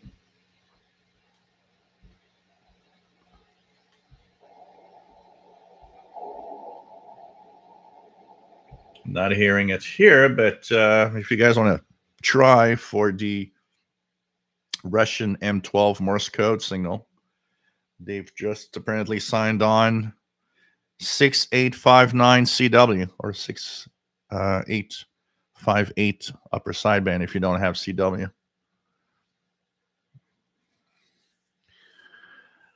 What else do we have? We have Jason VE9JMC says looks to me to be like some kind of double sideband signal, seeing the noise just above and below 9280. So kind of interesting. Jetcrafter, more than one location. There are two E6 up over the US, one of the Tennessee, the other over Utah. I don't know. If they would be more west, people in the west might, kind of interesting. Definitely kind of interesting. So he's hearing the buzz on 9150 on 9280 Keegan in Arkansas.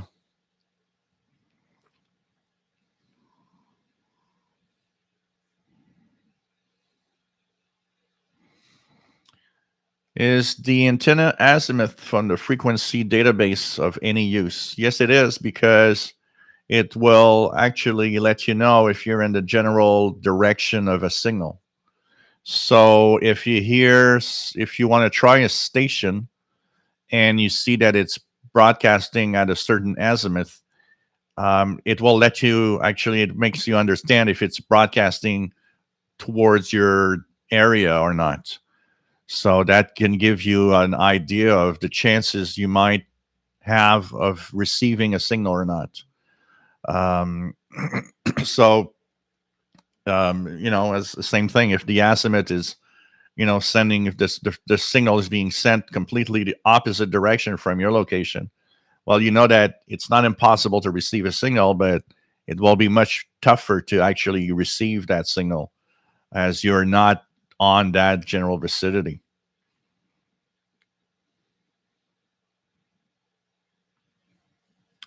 What else do we have? Arnaud, bonsoir et bienvenue de la France. Toujours un plaisir. Nice to have you here. Roger Gibbs, good evening and hello from a cold and wet and windy UK. I just Googled the signal on 7090. Says it's a chip PSK signal.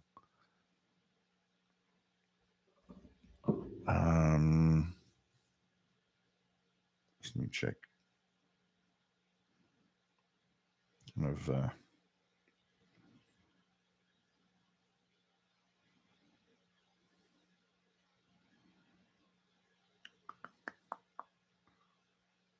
Yeah. What does that sound like?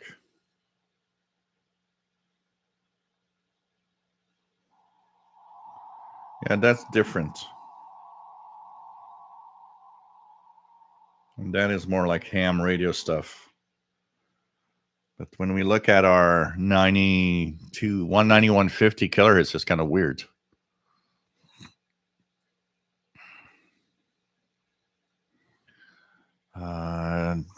Really, really weird.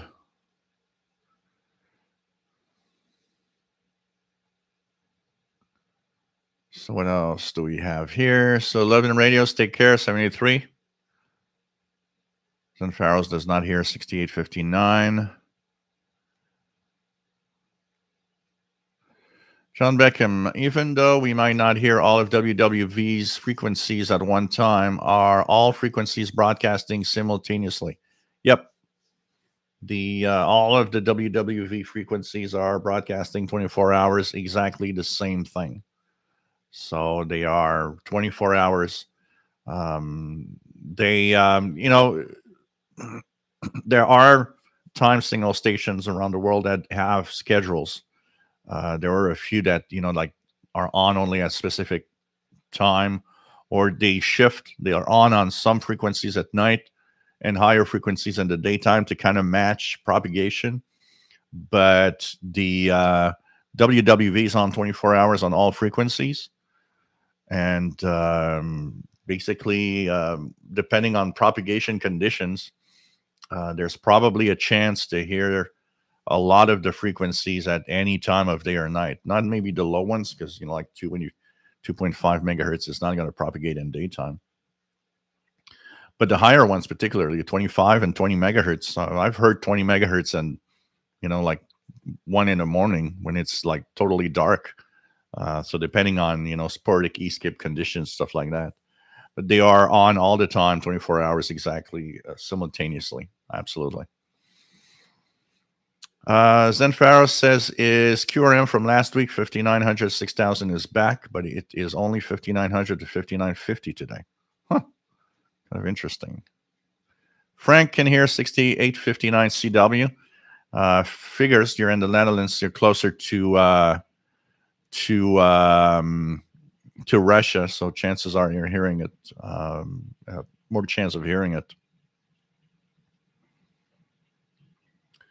N6RLS monitoring 20 meter PSK area, pretty dead these days. Everyone is either on FT8 or CW kind of contesting. Saturated Fats, nice to have you on board. And you're here. Zen Farrows reminds me I was getting WWVB today on the Airs by HF Liz discovery with an unamplified U-loop. Wasn't that hard once I figured out not to try to amplify it and let the CW filter do the work. Saturated fats, got the Texan 501 set up and just using the whip antenna. Love its sensitivity and its audio, which is superb. Absolutely.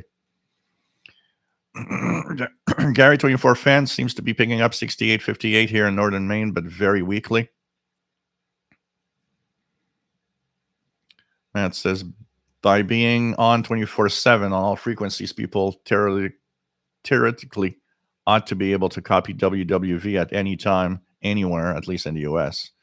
Yeah, most of the time there's at least one frequency that makes it. It's not not always, but most of the time.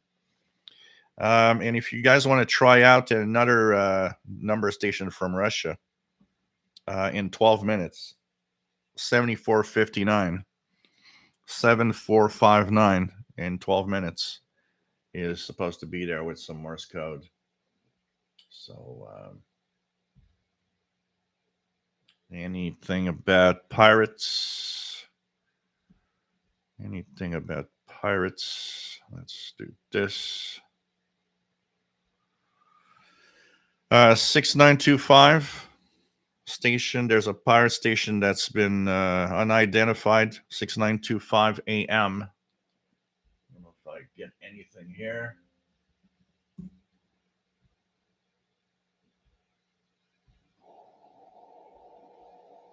There's something weak, but and I hear a little bit of music. So if you guys want to try it, I do hear 6925 weak with some music and the noise for the pirate. What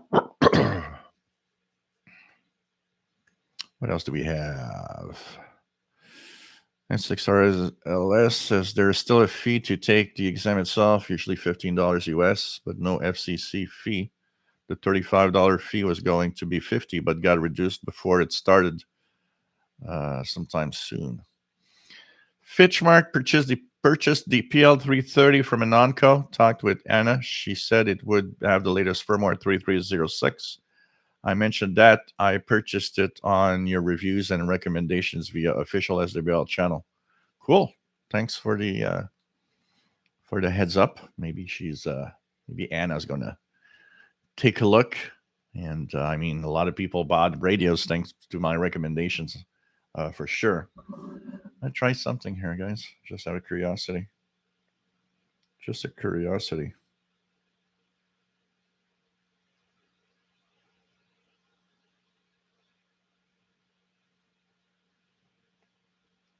Just out of curiosity. See if it. Yeah, there's the other one that's on, but helps in the helps a little bit in the visuals of the background. Anyways, next week I'm gonna be back at the other screen, so I think it's gonna be better. Jaywind says, how do these new Texan radios compare to the Texan PL880? Are there any improvements? Honestly, I think anyone that has a PL880, there's really no need to have any other. You already have a pretty good one, and I doubt that you would necessarily see much of any improvement on PL990X, except there's just one thing that I would say that the 990 and the H501X are nice to have is the fact that the external antenna for AM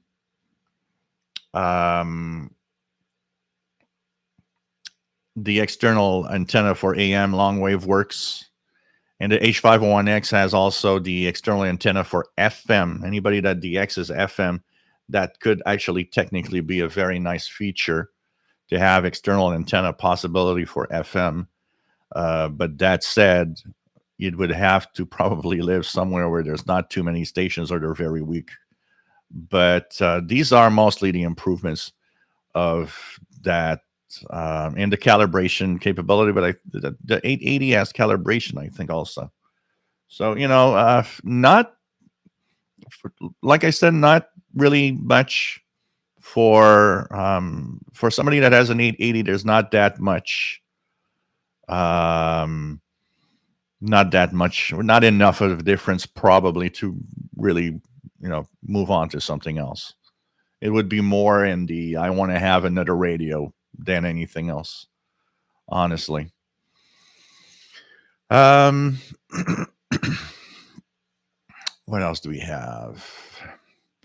Tristan, anyone know a good online radio store in Canada or the US? Anonco will not ship to Newfoundland. Your best bet for a Texan receiver, if Anonco does not, would be to check Amazon from time to time. I see a lot of the Texan receivers pop up from time to time on Amazon. So you might want to try to find it on Amazon. Just be careful because sometimes on Amazon it's more expensive. But the problem is I don't even understand why they're not. She's not.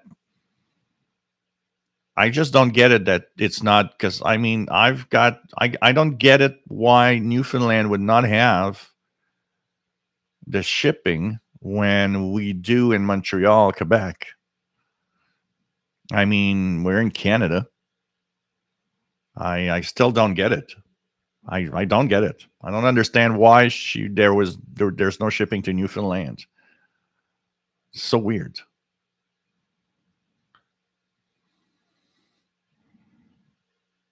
If you go through all the steps, it tells you can't get it on the website. So weird. I don't get it. What's different with Newfoundland? Because the company, the carrier that goes to your area? I don't know. It's weird. I mean, I don't know.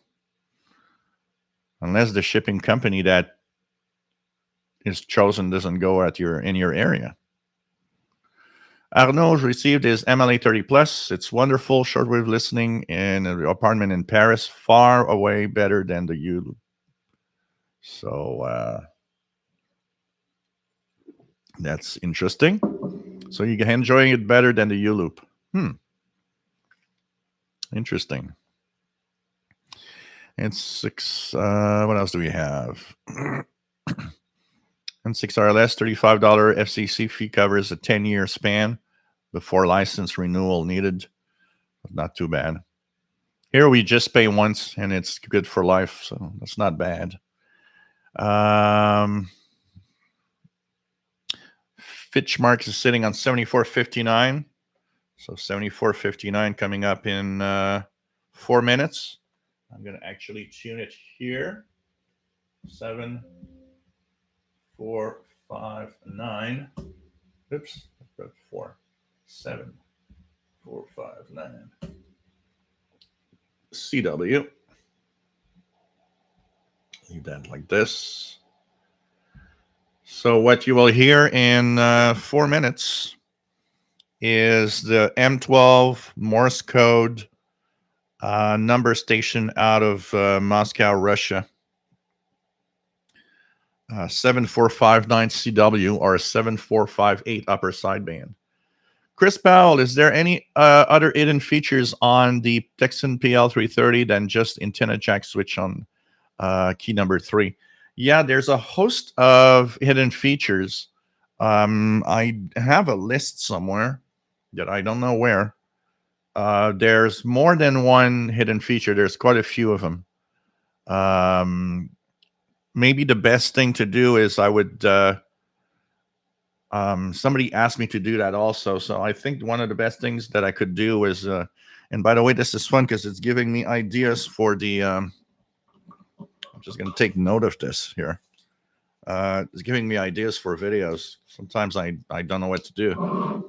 PL 330 hidden features. I'll make a video this week and I will actually and here's Degen DE1103 SSB tune. Something like that. I won't forget it.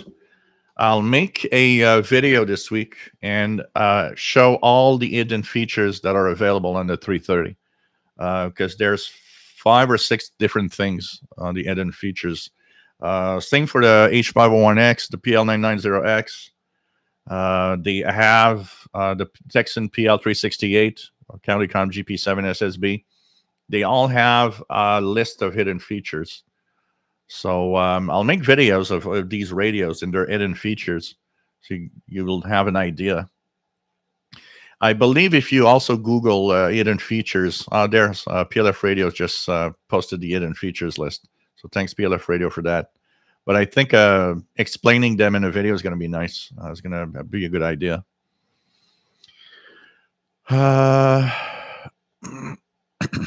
Zen Pharaohs, I thought I passed a new number of stations just now, but soon realized it was a preacher making sure everyone knows where to send him money. Yeah. John Beckham, I trust that you still enjoy using the beautiful ATS 25 of yours. I heard that you soldered the battery LEDs. Is that correct? No, not the ATS 25. The battery is on that I soldered is the plug I soldered in is for the Chinese Malachite receiver. But the ATS 25, I haven't changed anything. It works great the way it is. And I do still enjoy using it. I love it. There's something about it and that colorful screen that kind of makes me want to use it all the time. I kind of like it. But the battery thing is an external plug, USB plug for the Chinese Malachite radio. Dave, the only thing I heard about firmware 3306 over 3305 is that it removes the ETM scan capability on a single sideband because it was never meant to be used like that. But anything, I don't know of anything else that it changes. So as long as your 3305 up is okay. Yes, absolutely, Zen Pharaohs. And did you try that, by the way, Tristan? Because Anonco's eBay store is different. Like, for example, in Europe, you cannot order from Anonco directly, but I believe the eBay store from Anonco does ship. Fitch Mark says, I watched some comparisons of various receivers versus the PL330. I think PL330 is out of stock on Amazon. That is odd.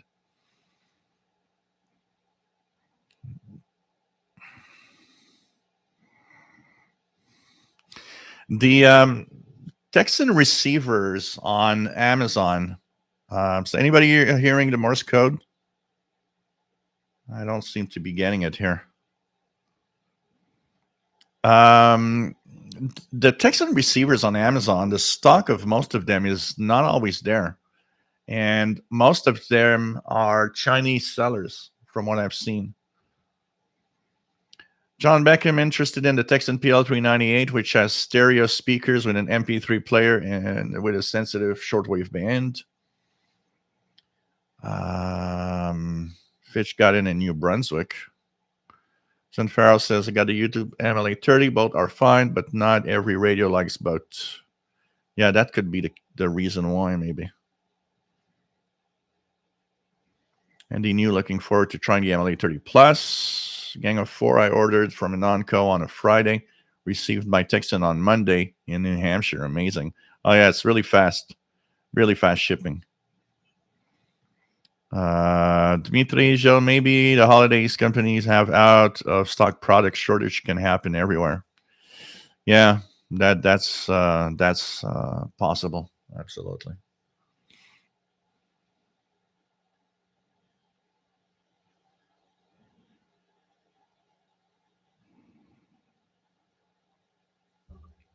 Fitch also picked up an AN200. Tristan on Amazon with some of the newer Texan models I run into the same problem. Cannot ship to your address here in Newfoundland. Very strange. We're pretty friendly. We don't bite. Yeah, I don't know if it's maybe the choice of companies they use for shipping, but it is weird that Newfoundland is out of the. You almost would have to purchase it, send it to some. If you don't have a friend somewhere in Canada, you can have it shipped, and he's going to ship from there to Newfoundland. It's a little complex, but man. Dwayne, what happened to the days when you would go to a store and buy a radio on the spot? Yeah, it's because those radios don't sell anymore, really. And stores get stuck with the radios. Unfortunately, there's a few places that, if you have a specialized radio store, in your area, that could be a possibility where you could technically get some radios. Here, in Montreal, there's only one store that I know of that has one model of receiver, and is the Saint Jean ATS 405 that I have here. And I don't, I would not even know where to go in Montreal to see if somebody has the radios. It's pretty much all online today now. Appleby, nice to have you here. Nick Sharp, 7459 now on. PLF Radios hearing M12. Sid, are anyone using U-Loop with the RSP1A? Does it work well? What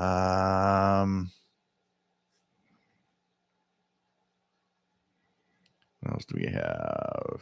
Nick Sharp, S6 signal strength on S7459. Frank is hearing 7459. Chris Powell, trust and thanks, Jill. I will have to look at an Onco eBay. Yeah, try that. Because I know that the eBay store, like for example in Europe, the reason an Onco cannot send is that there's that new tax that they have to take care of for things that they send to the European Union. An Onco itself does not deal with that, so that's why they can't send. But the eBay store does, because eBay does deal with that tax. So because eBay does it and deals with it, an Onco's eBay store can ship. And I know that if you can't get it from an Onco directly, often the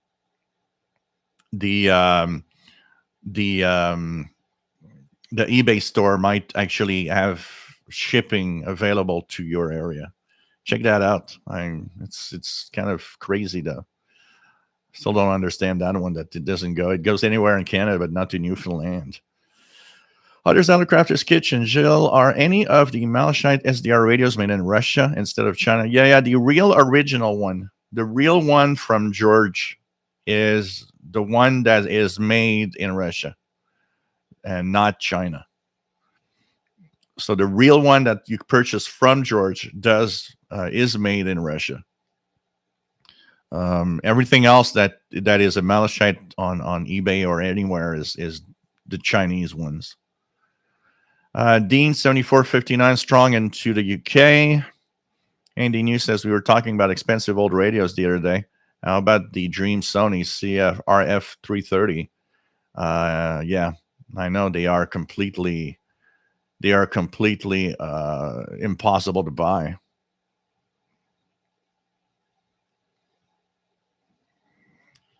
Yeah, maybe that's the thing. Like Matt says, if you're in a rural area of Newfoundland, it's maybe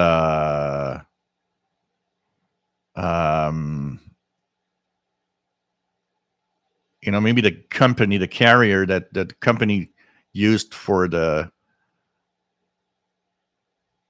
shipping doesn't go to your area. That would explain it somehow. And maybe it would have to go through, Canada Post or something. But Yeah, it's possible because if you're in rural Newfoundland, DJW883 here, Russia Morse code here in Southwest Pennsylvania on Stanchion 909X2 faint. Rifleman 336 says, "Yo, buddy, could you ship me a?" Oh man.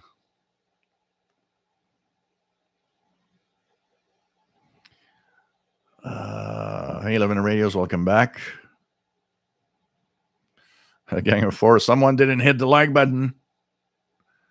Living Radios, my first shortwave was a Sangean 909X. I didn't have an external antenna then. I sent it back. It seemed deaf to me on the whip. It's not totally deaf. It receives still, but the whip, on the whip, it's a known fact that the 909 and 909X are below average on sensitivity on the telescopic antenna.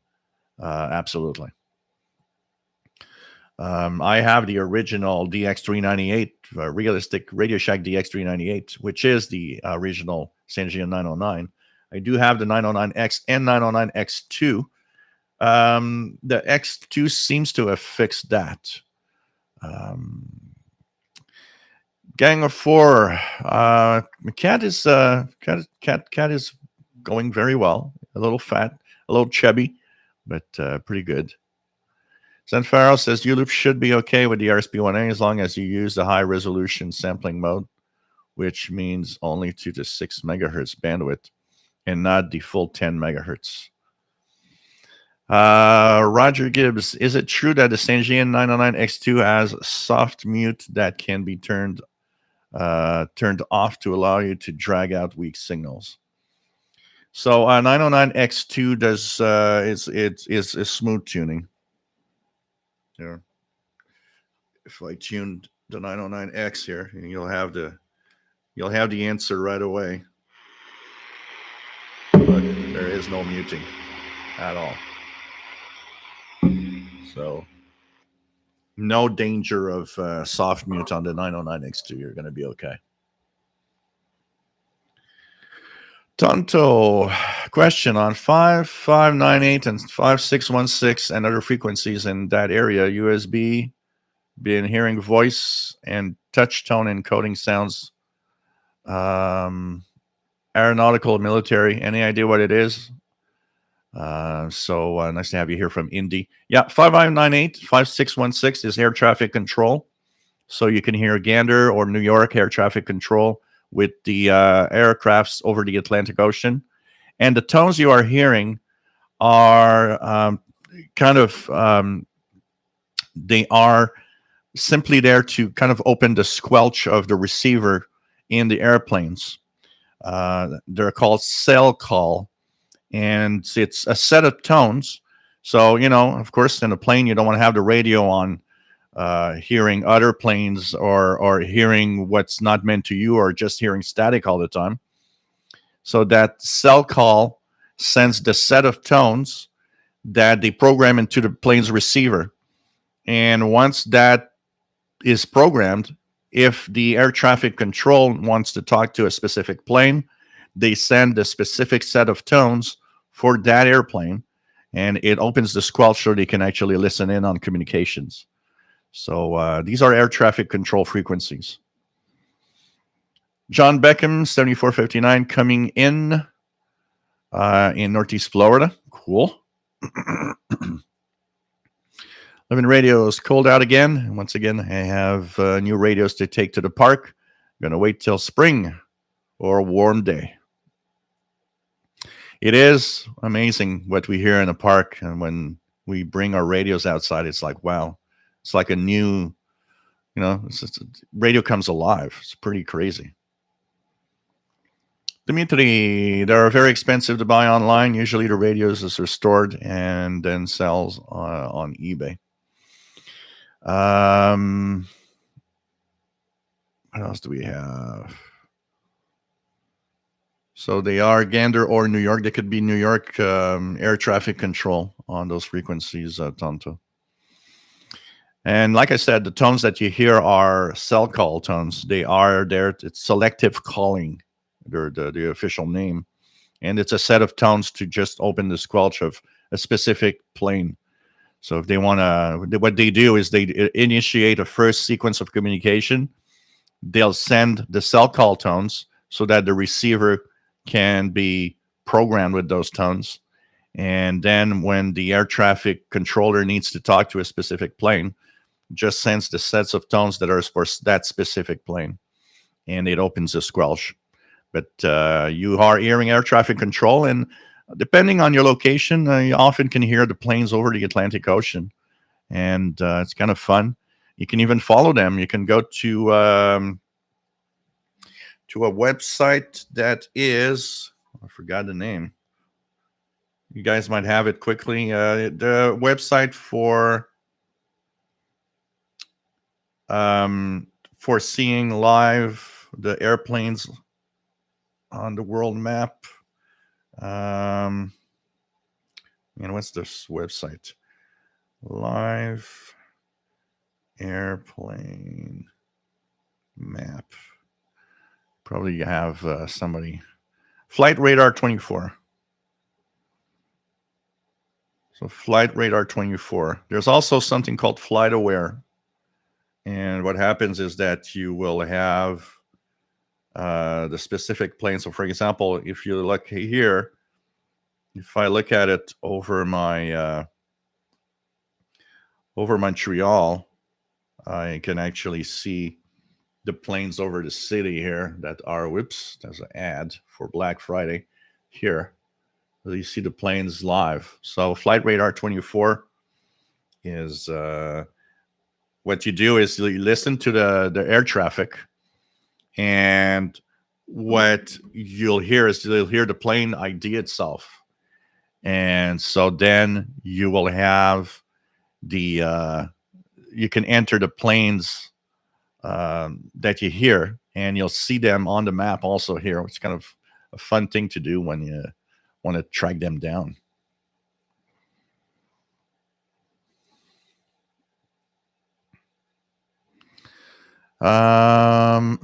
Zen Pharaoh's one surprise for me when I tried SDR plus software yesterday is that it tunes without muting very nicely.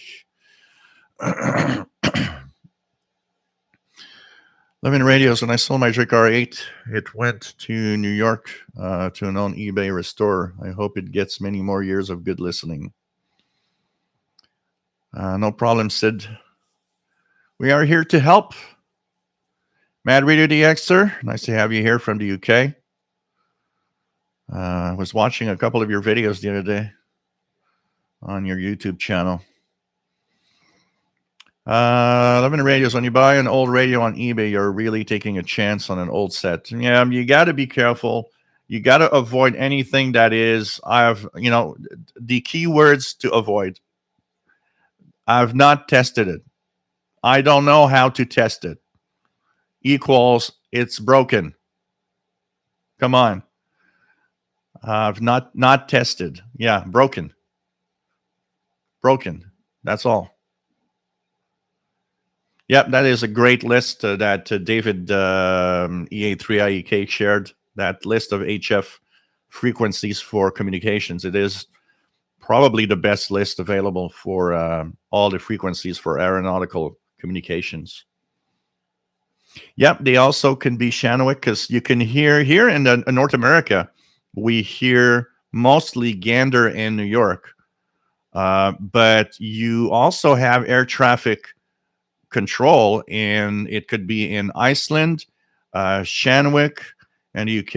It could be there's the Canary Islands, I believe, as one, the Azores, and you can also hear some in the Caribbean area. So yeah, absolutely, and we usually hear the ones that are closer to us, though.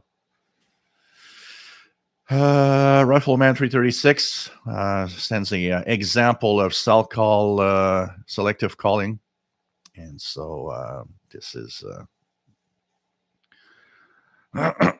and Gang of Four has a vessel finder app also for ships. Oh, nice.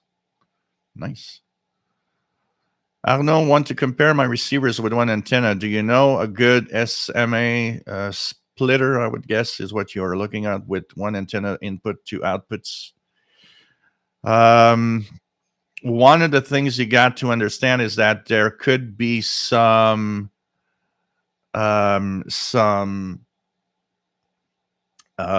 interaction between two radios if you only use a splitter. It might work fine, but it also might cause some problems. The best thing would be more to use something like a multi-coupler, or because if you want to have them work together at the same time, that would be better to use a multi-coupler that's made to split the signal there. I use an expensive one, which is a Streetsburg Engineering multi-coupler. It has 4 ports, so I can have 4 radios on the same MLA30. But that's kind of expensive. It's more expensive than the radios most of the time.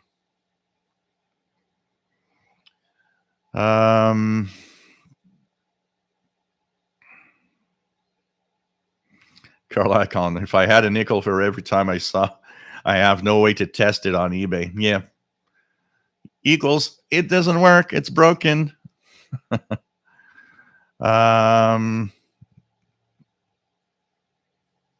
else do we have? XN80X, I'll keep that in mind if I consider a Sony Trinitron tube on TV, tube TV on eBay. Yeah, not tested. Not tested. Come on.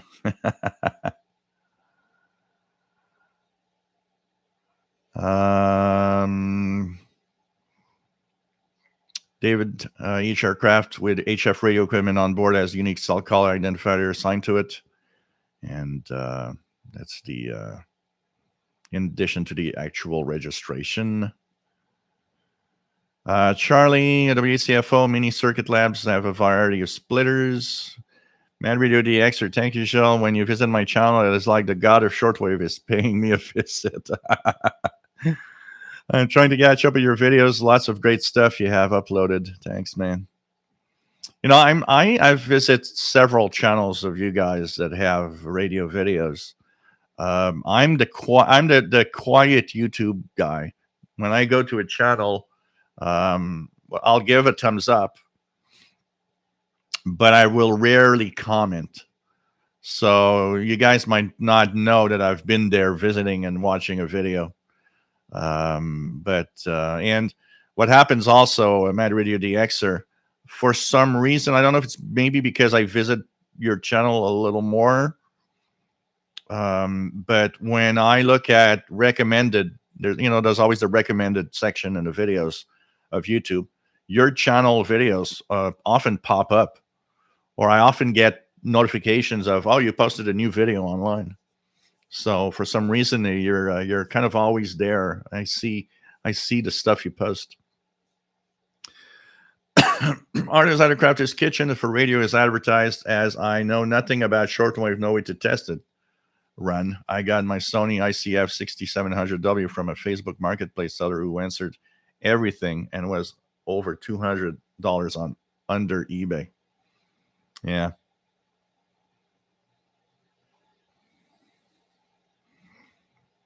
But man, the every time I see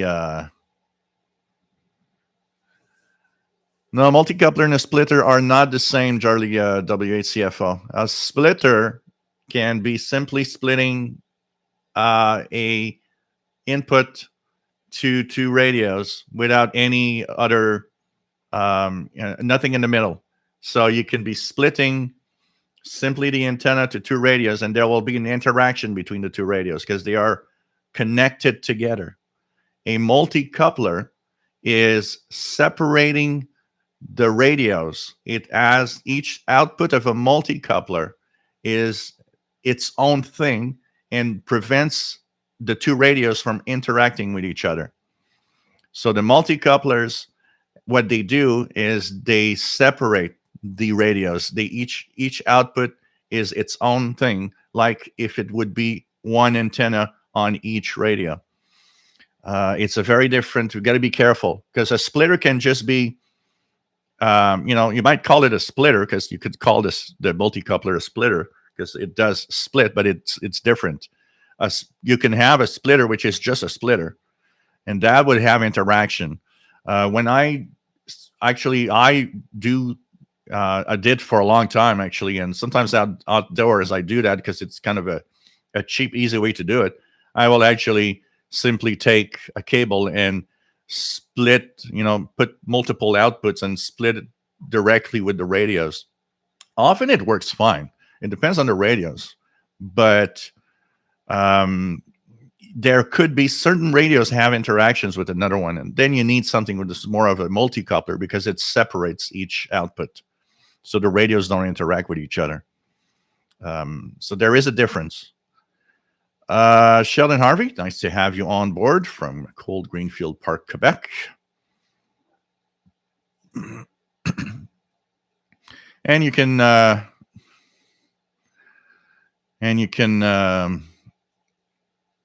use an antenna switch. Absolutely. It's just that maybe he wants to have the two radios working at the same time.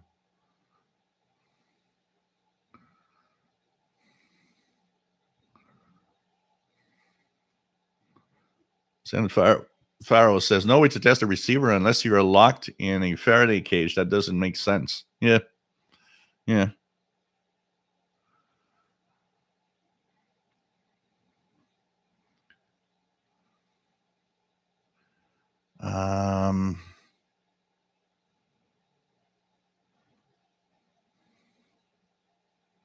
Yeah, lots of FMDXing on your channel, Keegan.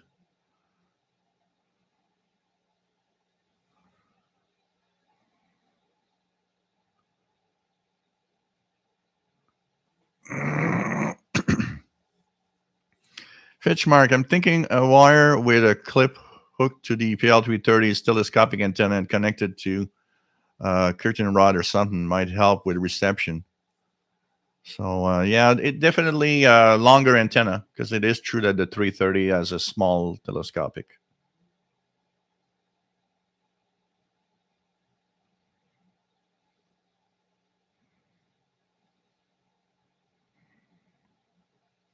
Andy Newbot once bought a Sony Shortwave 77 on eBay. It was totally unusable, so sent it back.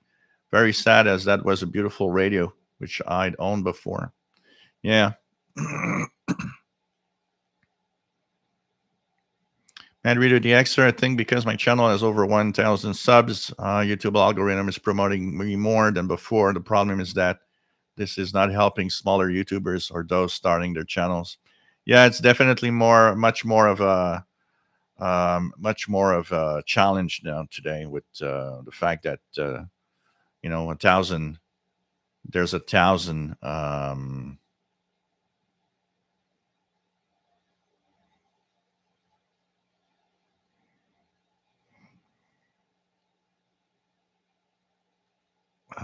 What else do we have? Vince, is it normal that I hear nothing at the moment on North Atlantic B, C, F, and Caribbean A, and so on? You have to the further away the locations, sometimes the more difficult it is to receive. But what you need to do is simply look at anything that is out of Gander or New York. Because what you hear mostly will be the air traffic control stations. They're stronger. And you will hear some planes, but the further away the plane, the weaker it will be. It's a little more difficult to receive the aircrafts. But if you look at the frequency ranges, anything that comes out of Gander, Newfoundland, or New York, you should hear at least the air traffic control if you choose the right frequencies. Remember that the frequencies also to follow the rules, like you'll be on lower frequencies at night, like right now. If you want to try for aircrafts, it would be more like, the 5 megahertz range, for example, 5616, 5598, and so on. But try them. And remember that air traffic communications is intermittent. It's not a broadcast. It could be several minutes on some, and certain routes have less traffic than others. So it could be, several minutes before you hear anything on a given frequency when you tune in, and it's all in upper sideband. Zenfero says the MLA30 Plus excellent antenna to use on the PL330. Yep, definitely.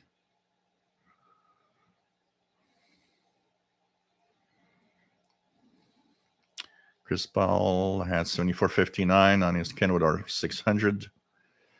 11 radios. Selecting a good portable means making sure the radio performs on all the other bands. Yeah, a concrete house is not very good for an indoor antenna and indoor radio listening. Blocks a lot of the signals. It almost has to be outside in some way to really work well. Definitely.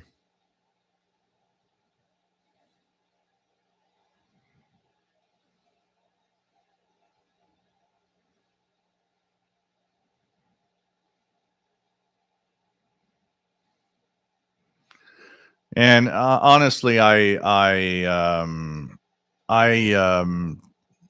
today I would tell anybody to buy a brand new radio rather than buy a old receiver. First, because of the prices of the old radios, they're just way too expensive for what they are. I'll say it again and again. You guys hear me all the time saying, don't forget that when you're buying an old radio, you're buying a old radio.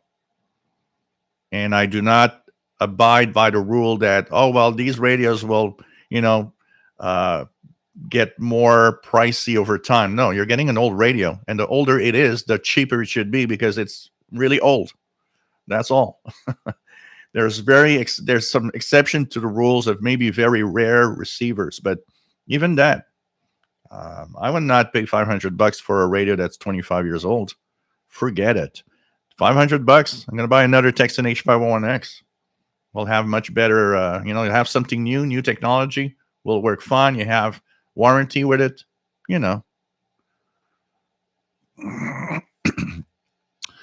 Avid tea drinker. Nope. Hams on HF are upper sideband on above 10 megahertz, lower sideband below 10 megahertz, except one band that doesn't follow the rule, which is the 5 megahertz channels. They're upper sideband. But if you're listening on 7 megahertz, 3.5 megahertz, which are 40 and 80 meter band, or 160 meter band, which is 1.8 megahertz, that's lower sideband. And 14 megahertz, 20 meter band and up, everything's an upper sideband for amateur radio. Mad Radio DX places the MLA30 next to the window, otherwise it will not receive anything or just indoor noise.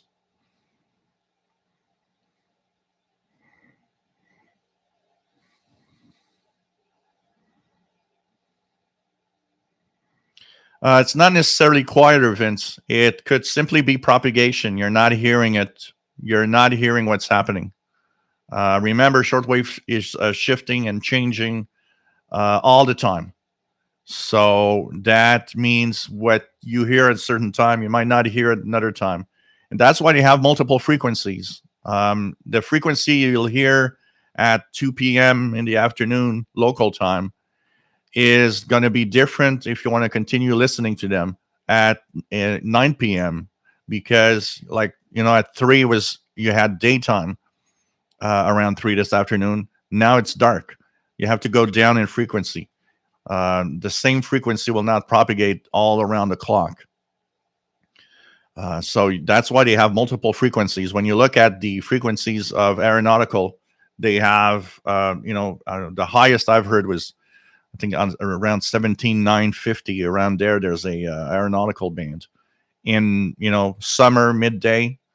Actually, I have a video of one exciting thing that happened once. I was at the Perry Island, the expedition, and there was a emergency. Somebody was having a heart attack on the plane. It was a Caribbean route, and I heard the communications. I still have the video on the channel.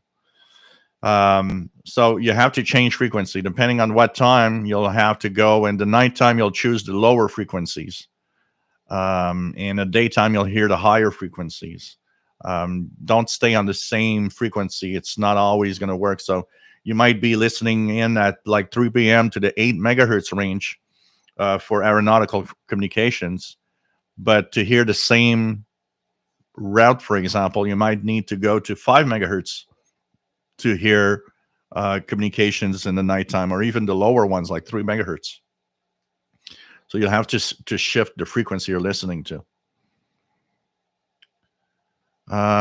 Francis Moore, as they have here from the UK.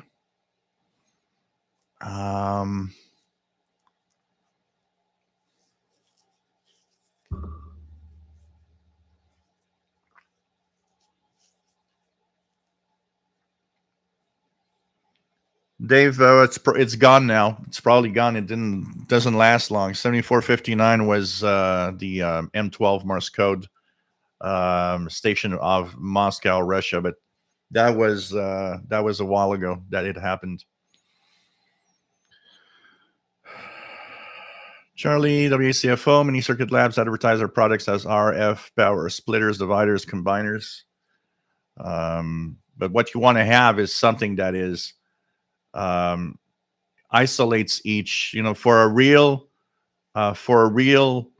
good splitting, you need to have something that is completely isolates each port electronically.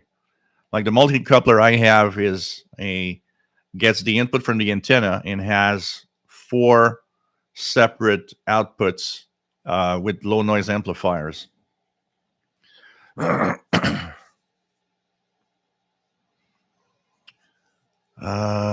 Dan Robinson, nice to have you here. For those who need a bit more gain on the MLA30 or similar loops, the DX Engineering RPA1 is a good unit, as long as you realize that if you have heavy local noise, the amp will boost the noise also.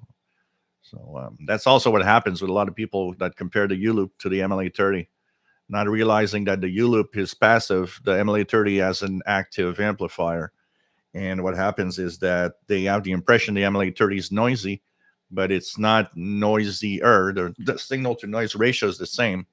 It's just that the amplifier will also amplify noise at the same time. Fitch is absolutely right, Jill. Why buy old stuff? Absolutely. You get it for cheap. That's one thing. But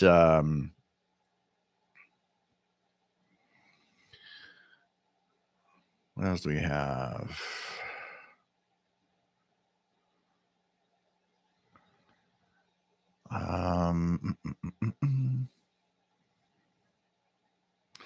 Yeah, we got to be careful with how good our receivers also were in the past for so many reasons. The lower noise we had back then, all of that is something you got to think about. Oscar, does portable radios such as the 99X or similar have advantages over receivers in ham rigs like IC 7300, or are we just talking desktop versus portability? Much more desktop over portability than anything else. More expensive radios might have features that can kind of help stretch a little more in getting signals. But I have to say that, I got an ICOM, an expensive ICOM ICR8500 here. I use an SDR much more, and I use my portables all the time. These radios are so sensitive now today that it's just crazy. But typically will be more of a portable versus desktop radio. Jim's radio check. Thrift stores can be okay. You got to watch what you buy. Yeah, when you got something, thrift stores often sell them for such a cheap price that you don't lose much. Take care, Gary 24 fan.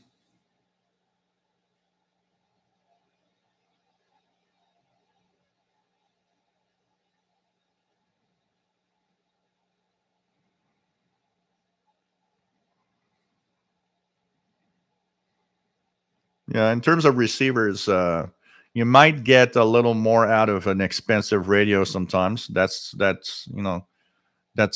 impossible. But today's portables, when we start talking about a 990X or the H501X, those portables are just so sensitive and just so amazing. What you will have compared to some also on the higher end radio sometimes is features like much more precise tuning, but we got that in like PL 990 and H501 anyways.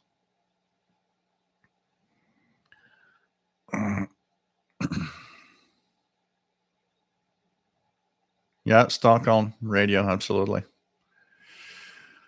Robert Cross, I'm here listening to Shortwave at work, working here on higher frequency at this minute on Shortwave. Fitchmark says 7430. You might be checking out, just see if I hear something here. 7.430. What I have here.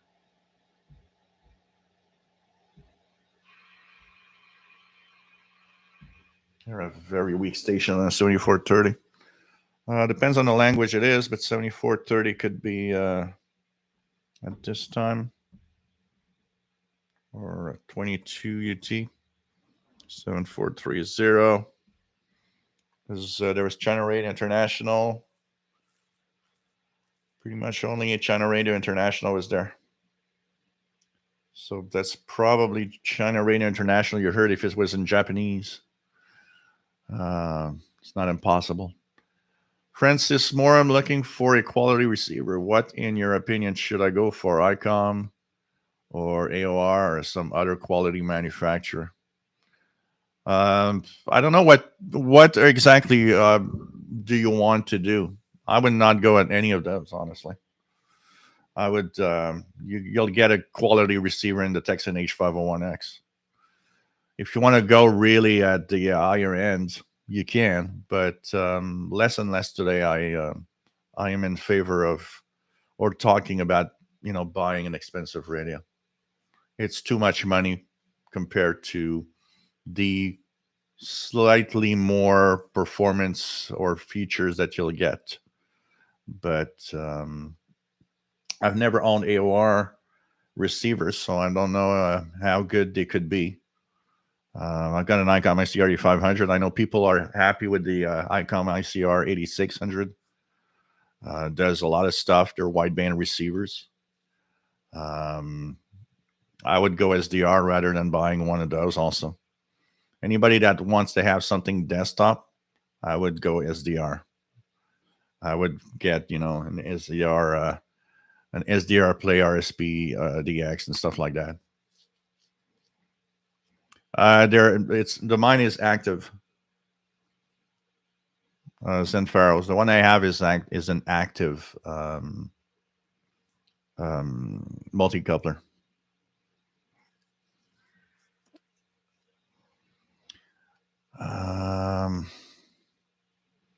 Vahan says, why buy new stuff that mutes between stations and doesn't sound as good? That is, in the tuning, it might be a problem, but the good ones on even with DSP chips are actually sound as good and have so many more features than old radios. Also, things like the Texan PL990X or the Texan H501X do not mute at all. And once they are DSP based in some of their conversions, their triple conversions radios. But they sound as good and they are not different than any other radio. These radios do not mute. So you just, you buy one that doesn't mute. That's all. Like the Texan PL990X or H501. But I would still buy one that mutes over anything that's 30 years old. I can tell you that. The performance is amazing, no drifting. They have multiple bandwidths. It's just that if you are the kind of person that does tune a lot with the tuning dial, yeah, it is a problem. That tuning is that chuffing or that muting between stations is a problem. Then you just choose your model that doesn't. So just just choose one that does not mute. There are several that do not mute. Sangean ATS 909X2 is not my favorite, but it's still a decent radio and works well. Does not mute. It's not all the DSP radios that mute, honestly. A lot of them do, but you just have to choose the ones that don't.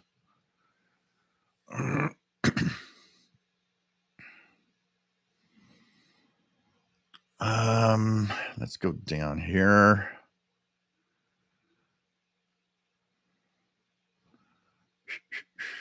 Just gonna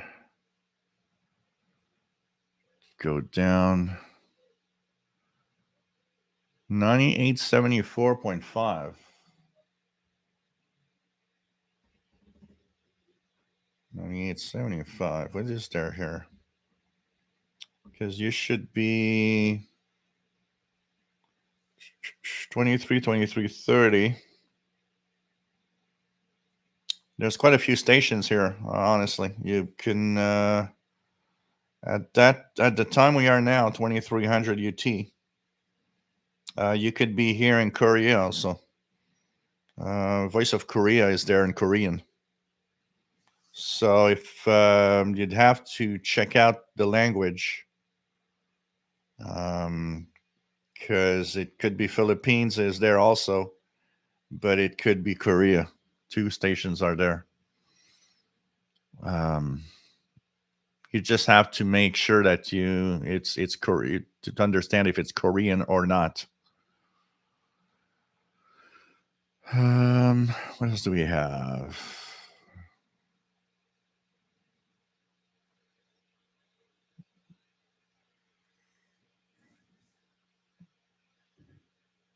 Yeah, there's definitely some old radios that are good. That absolutely. Yeah, we got a lot of we got spoiled over time. Absolutely.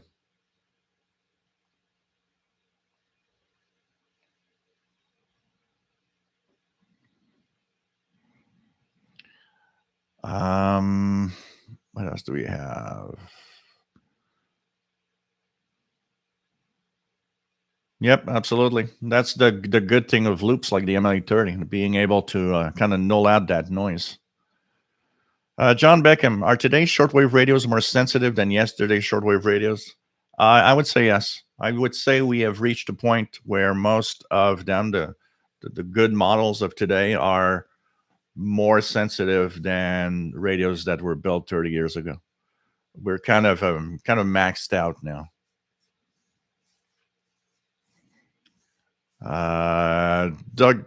Dougie, grabbing a Yaesu FTD X10 just for the receiver.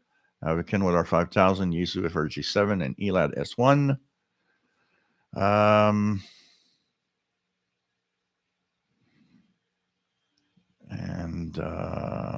No, there, even a Sony ICF 2010, a venerable portable that is the Sony ICF 2010, they're great radios, but you're getting as much performance, if not more, because they have even more bells and whistles on today's receiver.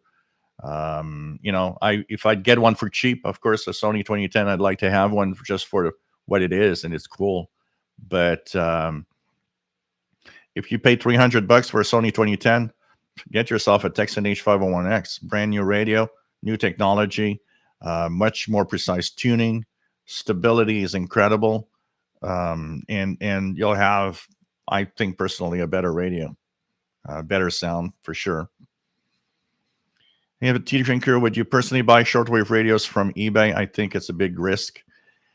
The risk goes with the seller. Most of the sellers that are okay are all sellers that will actually say it as it is and say it's tested, it works, and it's okay. The problem ain't for me buying a radio on eBay. The problem for me is that they're just way too expensive for what they are. That's for sure.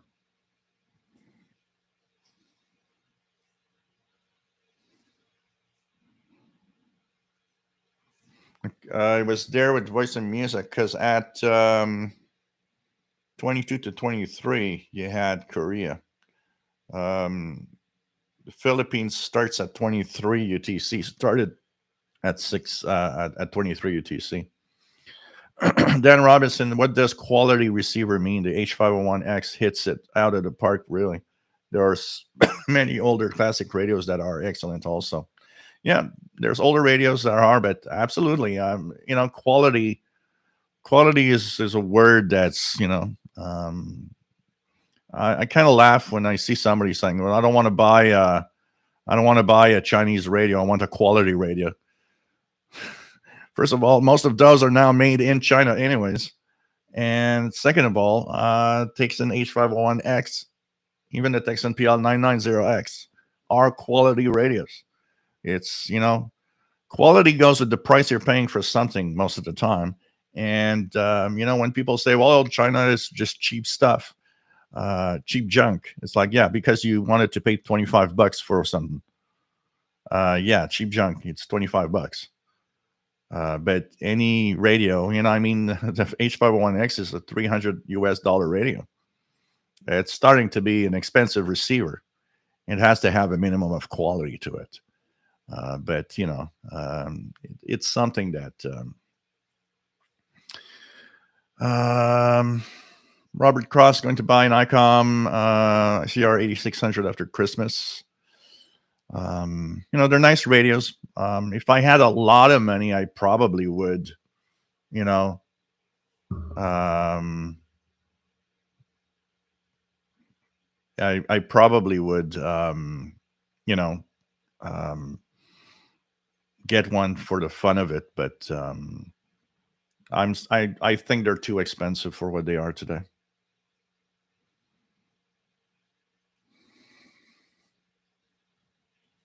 Yeah, SDR. I would go SDR all the way instead of buying an expensive ICOM or an expensive AOR radio or whatever. Personally, Dan Robinson says Drake R8's the original version is still superb and available for less money. You have to be aware that capacitors may need replacements. So yeah, I mean, there's some great radios from the past. There's still great radios today, absolutely, for sure.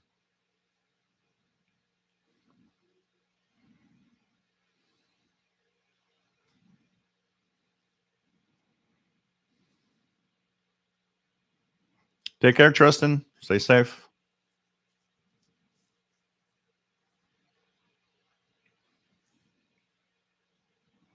Yeah, for anybody that really uses a lot of tuning in the tuning knob, you need to choose carefully which model you're going to buy.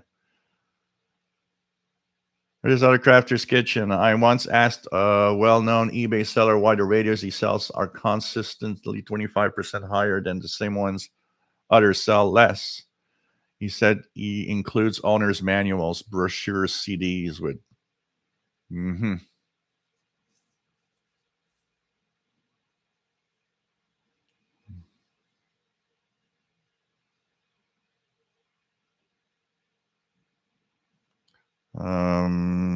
Chris Bell. Yep, 9690 is Spain, Chris. Radio Exterior de España. Or Spanish National Radio, I think now is more of the name for it. Mad Radio DXer is someone who has old radios that have broken down over the past few years. I also only recommend new radios. Never be scared by the made in China crap from negative comments. Absolutely. There is a forum that I was looking at a couple of weeks ago. They were talking about the Texan H501X. you would not believe the amount of China bashers that were there just saying that cheap Chinese crap, buy something else and buy an icon, buy a no. It's like you look at that and you're like, well, there is such a lot of hate for Chinese products. And I'm sorry, but there's great stuff coming out of China. We all know what China is. We all know the politics of China and everything. Absolutely. But in terms of things that you'll get for the price that you pay, man, um, an H501X made in the USA would cost $1,000. Would I buy one? No.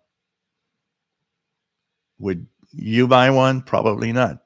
The thing is manufacturing has mostly gone the way of China because we just don't want to pay for the stuff we want. We don't want to pay big prices. It sent manufacturing somewhere else.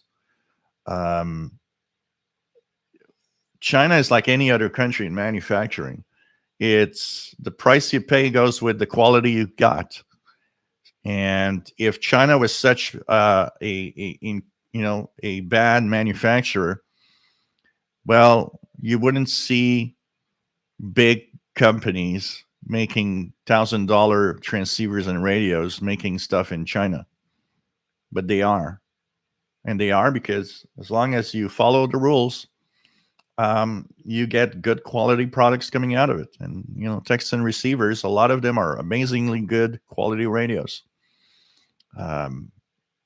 That's what we have to, you just got to think about that. But, the chuffing for the DSP, that honestly is, yes, definitely a pain in the butt, but you just have to choose the proper radio that does not mute. And there are some. And like I said, Texan PL990X and H501X have zero muting. You tune, it's smooth, it's great.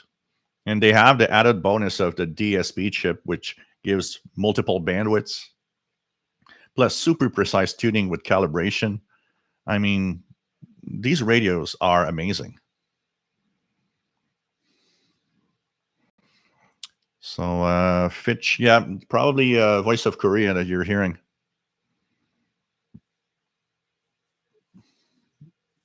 SDR is great for the waterfall and all.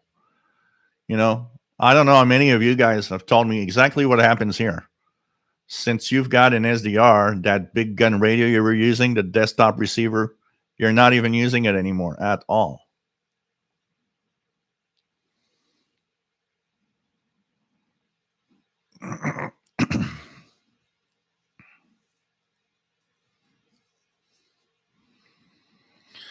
Robert Cross listening to Shortwave on my 1969 radio. So, whatever you have and whatever you're happy with is the most important thing, So it's pretty...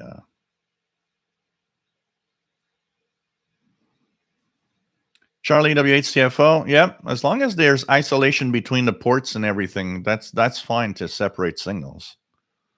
Radio Pushka 6920 AM. Is that a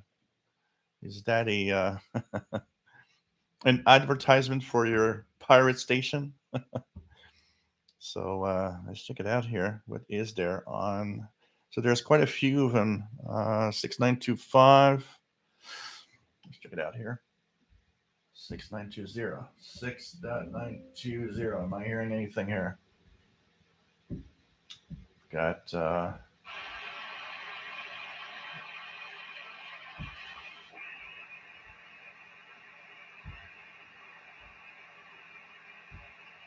not hearing anything here on 6920.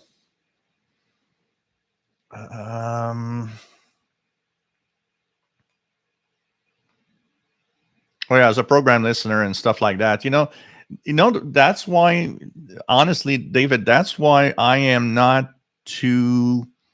I will mention that there's chuffing on the radio because I know that people will not choose it if it does, and it's an important um, thing to know for anyone that buys a radio. But I am not affected that much with that here because I rarely tune a receiver, a portable receiver like that. I often punch in frequencies I want to check or listen to. So it's not too annoying. And if I do want to tune around, then I'll choose the radios that aren't, of course, that I have that aren't chuffing. That's for sure.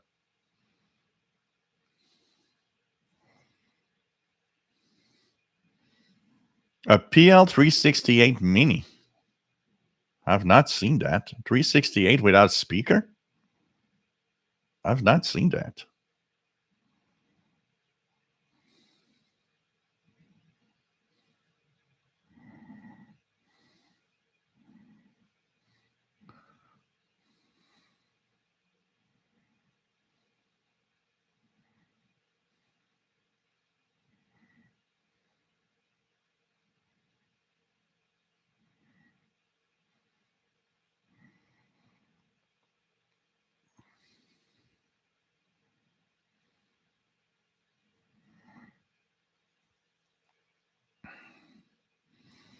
One thing for sure is it depends also what you want to have. It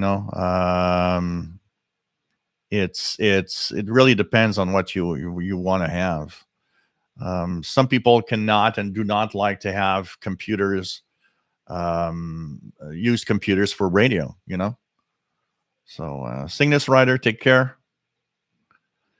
Mickey Dalmich says Echo of Hope has been almost 24 hours a day here on 9095. Strong at the moment. Really good at 17 plus with the lack of daylight here. Interesting. And you're sure it's the Echo of Hope, not the China radio? I know that you got it, but it's usually off frequency a little bit, right? 9095. It's often reported that, Echo of Hope, Korea. I'm going to try it just out of curiosity, but we never hear that stuff here in the east part of Canada. Anything there? 9095. Nope, nothing here. But you do live in the DX Heavenland.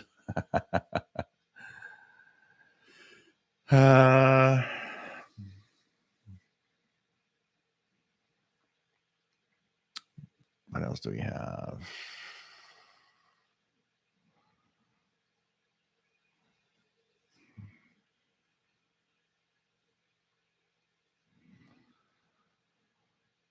If we're talking a portable receiver, Dave, H501X has amazing radio. We talked about it and we called it the shortwave boombox. It literally is totally amazing radio. You can't go wrong with that.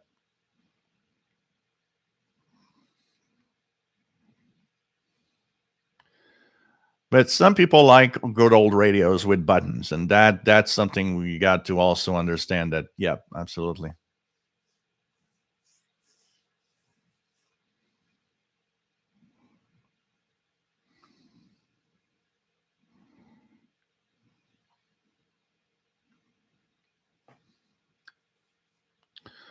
What else do we have?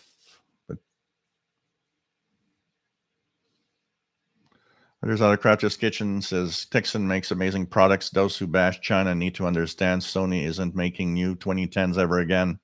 Nope. Absolutely. Absolutely. Absolutely.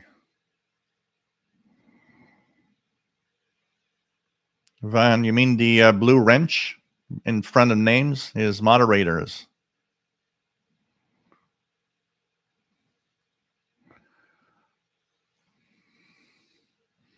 Sanfaro's U.S. manufacturing production is higher than ever been. I think that people notice is all due to automation and not job creation.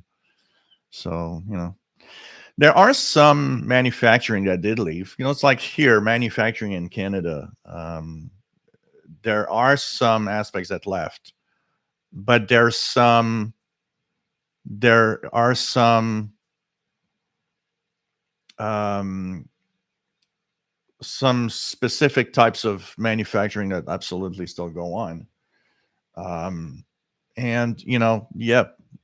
And what I would say more is that why are we so scared of China manufacturing anyway? Because if it was a problem, then we would have super high unemployment, which is not the case.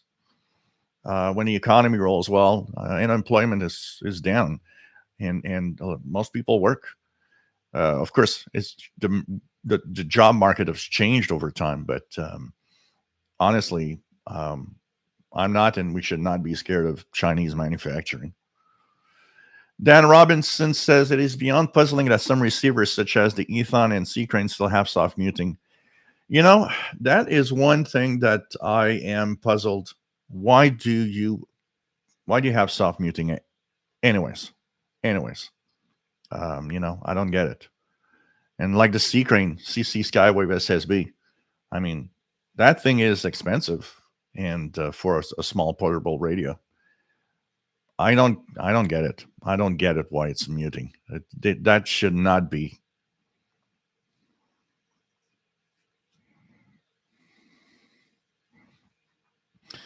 Yeah, like WX50, if Panasonic and Sony, but unfortunately they're getting out. They just can't, they're not selling radios like they used to.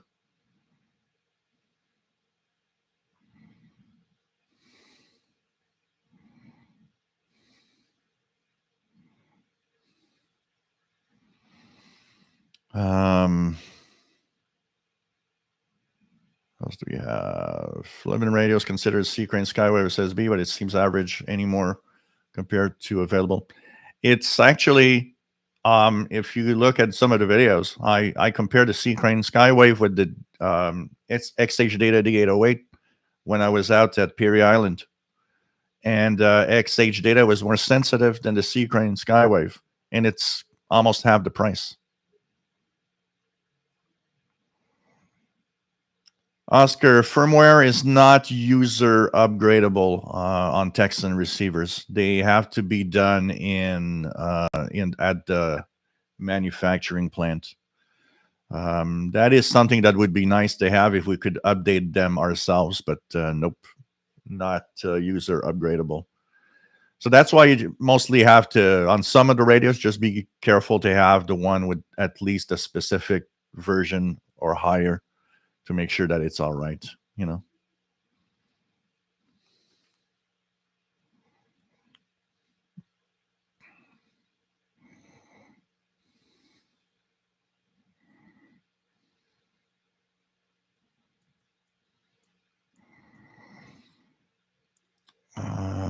What else do we have?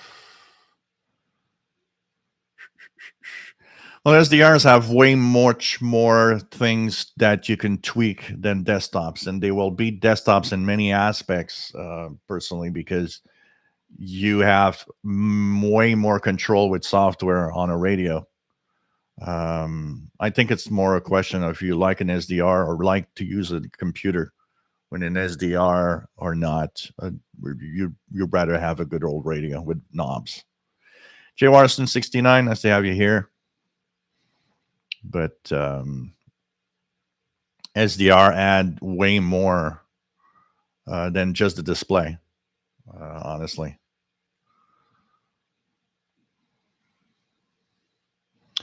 Oh yeah, Echo Hope, the Korean station. Yeah. I was mixing Echo Hope with the voice of Hope from Taiwan, so China doesn't jam it. Yeah, I was mixing the two. I'm out to names. My ATS 25 will not turn on. I only hear a pop in the speaker when powered on. Metered the battery at 4.2 volt. Any suggestion? Is there a reset?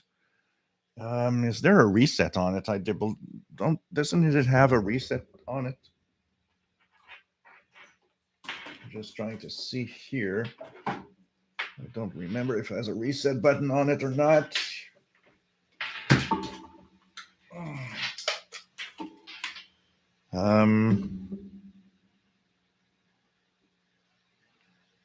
Phones. Yeah, there's a Nope. I don't see a reset button on it.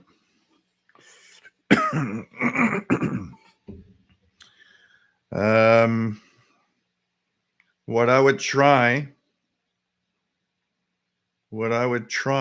if it doesn't turn on,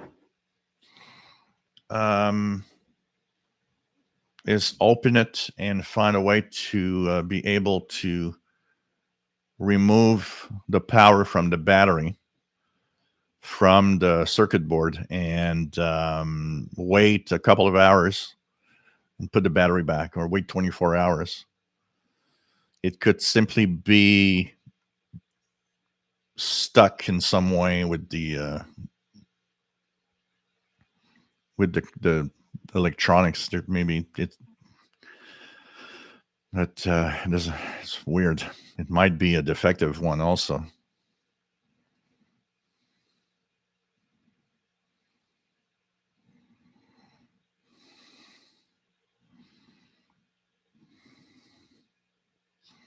Turbo Tim, been listening to Shortwave since the 60s.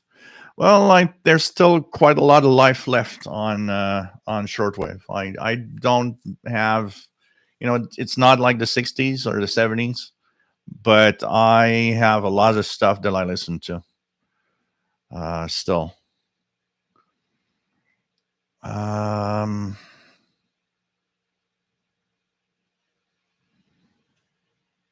What else do we have here? It's just going to go down.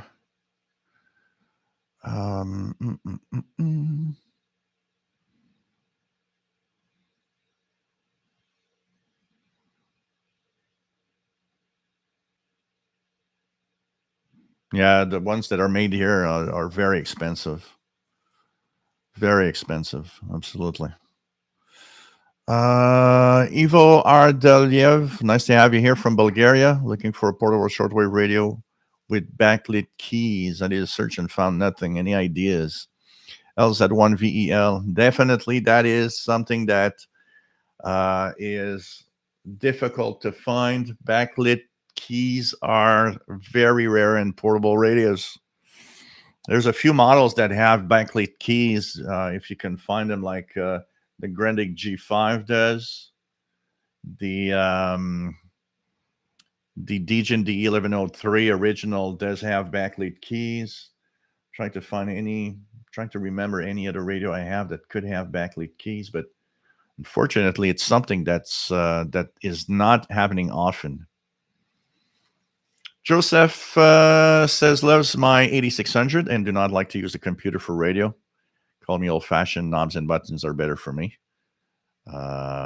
Expensive, but I could afford it. And it's fine. I mean, when you want something and you're prepared to pay the price, it's okay. The funny thing is because it's buttons, but the 8600 is really a computer in reality. It's an SDR, but it's an SDR that is, put in a box with knobs like a regular radio. And, and we all like different things, and that's all right, JD Dakota, I wish I had the funds for the PL501X. Someday, man, someday.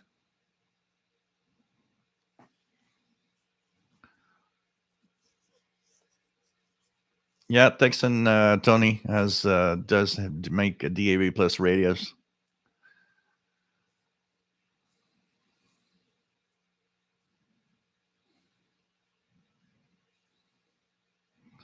Yeah, absolutely. Price. How much you want to pay for what you have,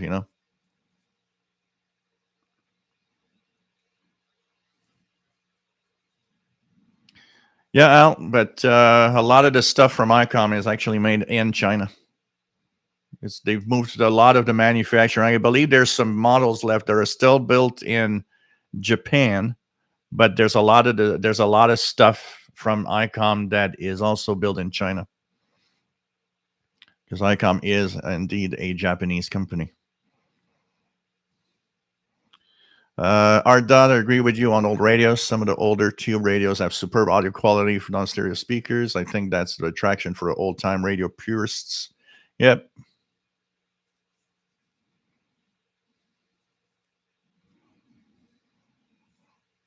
China will never cut your production because it just wants they just want to sell and make a lot of money. It's a capitalist country, even though it's communist.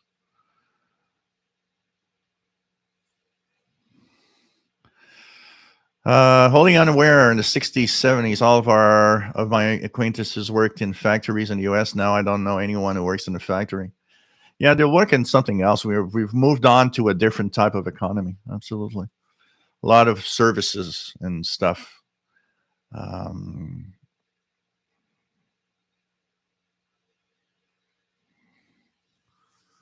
Aerial imaging, there hasn't been much of consumer electronics manufacturing sector in the U.S. Really ever. Japan electronics were stigmatized at one point as well. Now we see them as premium. Yeah, I remember the tube radios here that I have, the All American 5 that are made in Canada. It's like, wow, we made radios at some point.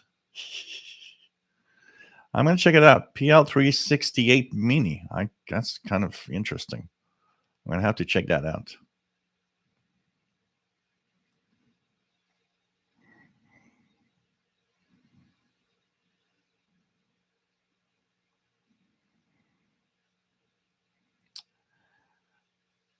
Dan Robinson, yes, it is an amazing radio in terms of technology of the time, but unrealistic for shortwave due to PLL bagpiping, which was characteristics of early PLL designs. Yep. Oh, man.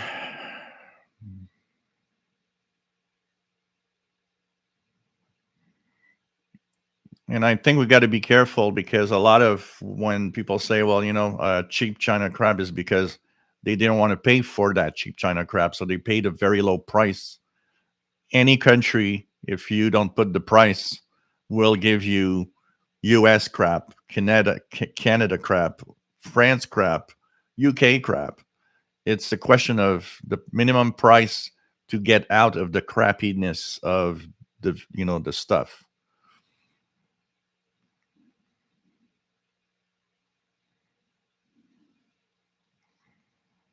It's really, really more like that. Fitchmark knobs, buttons, and glowing bulbs in tubes have their warmth. Absolutely. Absolutely.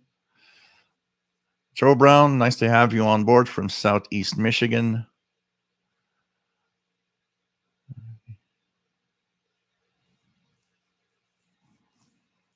No, I've seen a video, I think, of somebody trying out the ATS 100. It's kind of an interesting form factor for sure.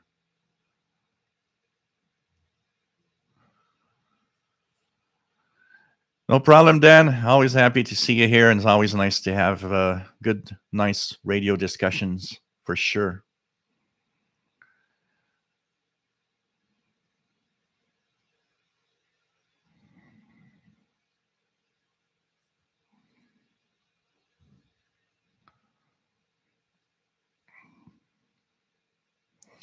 And that's also the other side of things. Of course, we might like or have more fun with older radios. Everybody likes a different aspect of the hobby, and some people will only use old radios. That's all that they want, and let's let them forget, because that's also something I say often. If you have a good model of an old receiver, if you ask me, should I buy a new one today? I will always, I'll always just answer back, you've already got a good radio. If it's just because you want something better, it's not necessarily better. Yeah, there are new features, there are new stuff, but in terms of what you can hear, you'll hear the same thing on that older radio. It all depends what you want. But I would not necessarily tell someone that has an ICOM, not an ICOM, a Sony ICF 2010, for example, should I get a new radio? No, you got a good radio. Just use what you have. It's more of you would like to have a new radio, maybe. Patrick, I read that some transceivers have poor performance on long and medium wave if people are thinking of using them just on receive. Yeah, well, it's like, every manufacturer and every radio. You've got to choose wisely depending on what you're gonna listen to, because every manufacturer has in their models some that are shining and better, and some that are not as good. So it's a question of choosing your radio correctly. My dream radio, if uh, I'd say if you give me a choice of any radio, I would like to have one of those Watkins Johnson, very expensive things that are like 14,000 dollars. Um, my curiosity would go there. That would maybe be a kind of a dream radio thing for me.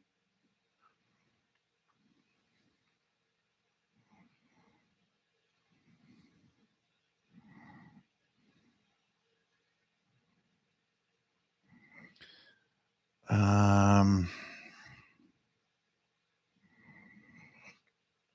Two Broke Tim, my first shortwave receiver was National NC 188, made in the 50s. Tubes, baby. These are nice. Honestly, they are nice. And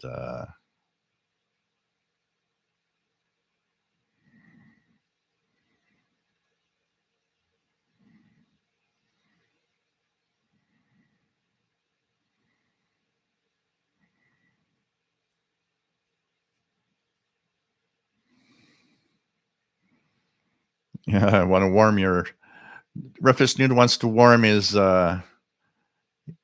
bedroom for winter. So tube radios.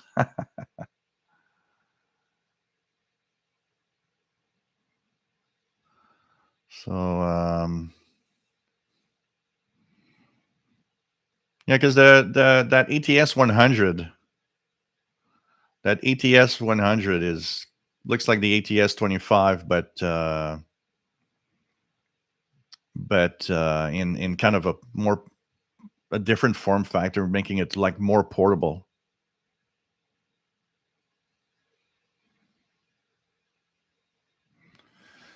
Yeah, Ethon has some good and some bad models. It depends on the models you purchase. Like um, the Grundig 450 that I have here, which died without even being used much. It's like it crapped out.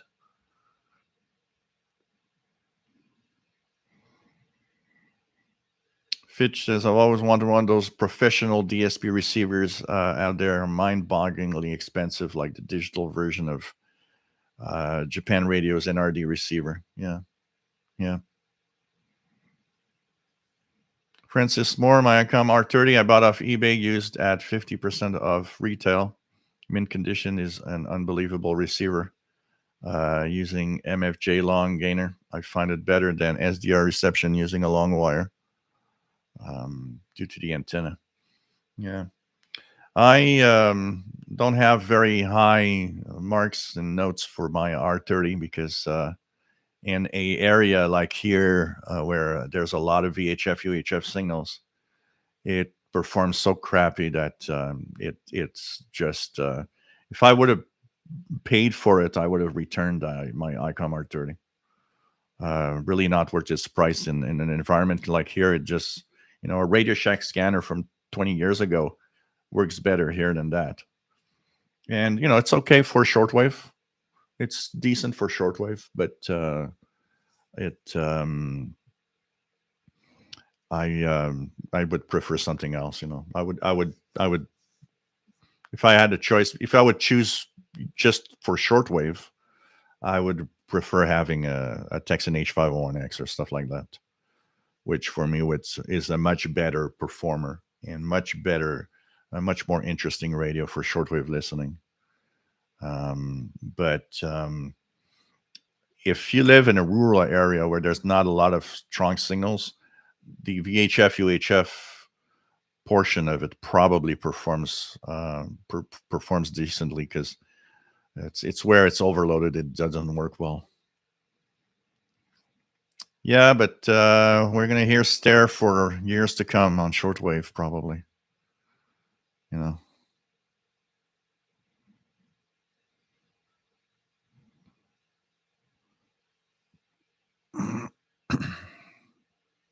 What else do we have? 961. My current radio is an Ethon Elite Executive. It's still running. Bobby Burgess, you took over Overcomer when Stair passed away. I believe they have. It's kind of a group that kind of. I've read something about it that the um, kind of the core close people to Stair that were there kind of stuck together and continues the Overcomer Ministry stuff with that's why they're apparently they've renewed on all the stations they were, and even almost have more. I'm hearing a lot more Stair recently than I've had in the last year, and WBCQ seems to be on a 24-hour Stair frequencies now, like with 4790 and 6160. Totally nuts. And they all seem to be, I've noticed they all seem to be kind of streaming it, because I noticed that if you listen to WBCQ with Stair, move on to WWCR with Stair, they're exactly at the same program. So they're kind of all streaming it from the same place.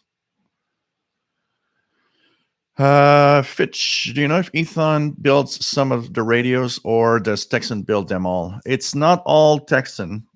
Ethon itself doesn't build anything. It's a group that has their radios built for them. Some models were built by Texan, but I believe some models are built by, there's a company in China called Retson. They used to have Retson branded radios. We don't see that much anymore. I have one portable here that's Retson branded. And I believe some of the Ethon radios are also made by Retson, which is another company that makes radios. So, but Ethon is more of a kind of a brand name than anything else. They don't really build anything. Zen Farrells have a Nikon R20, and no, it's not a radio. It is not a radio I often use for shortwave. Neither by now. The R30 is an improvement over the R20, because I have the R20 also, because they've added a narrower filter on shortwave, and so I would say that between the R20 and the R30 is definitely better than the R20 for shortwave.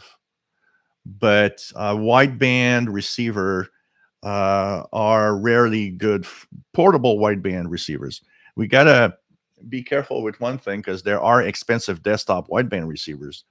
Those are as good on HF as they are everywhere else. An example is the ICOM ICRD 500 here. But the portable ones like the R20, R30, a lot of these portables, they're okay on shortwave, but they're not, compared to a dedicated shortwave radio, they don't get to the same level.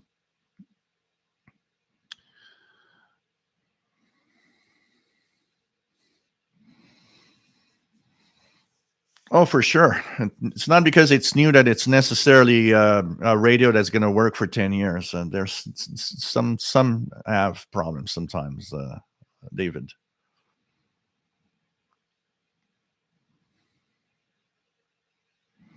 You are, and wideband radios, that often is the problem. And the ICOM ICR30 is a great example. Too many features and not enough performance. They should have made that better. Unfortunately, they wanted to pack the radio with a lot of stuff. So in a place like Montreal, it's tough to use correctly and really receive stuff.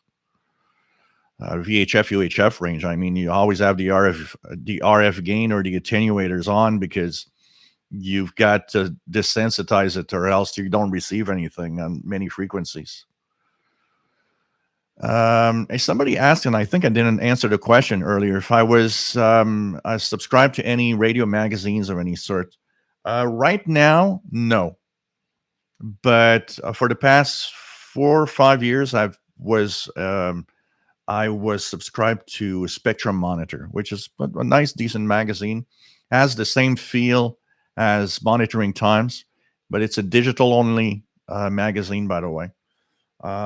Thinking about it, I think as a Christmas gift, I will probably um, pay a subscription to the Spectrum Monitor for the next year. Tony says the cover of December's issue of Radio User has a photo of the H51X with a decent review inside. Cool. Cool.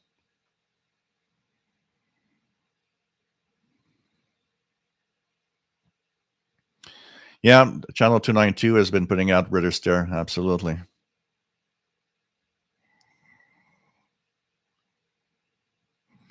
Al would like to have an ICOM 8600. It's so expensive. I have the Greenwich 750 satellite. Going to buy a Texan PL330 as a travel radio. It's a good travel radio. Nice size for that. Whatever happened to Degen? I don't know. We don't see Degen, a lot of Degen branded radios recently. Absolutely. Sanfaros is hearing Radio Nacional Amazonas Brazil on his Sony ICF 7600. Yep, C-Crane shortwave. Some C-Crane shortwave portables were also made by Redson. Absolutely. Absolutely.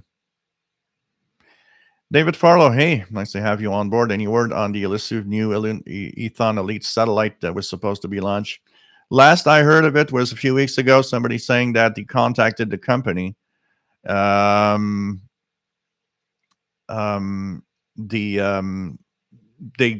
plan on making it possibly out in 2022 sometime. But the longer it takes to get out, the less chances it will. Fan Magician, I had the ICOM R1, a wideband, but never tried listening to shortwave on it. Seriously. No, not really made for that. So,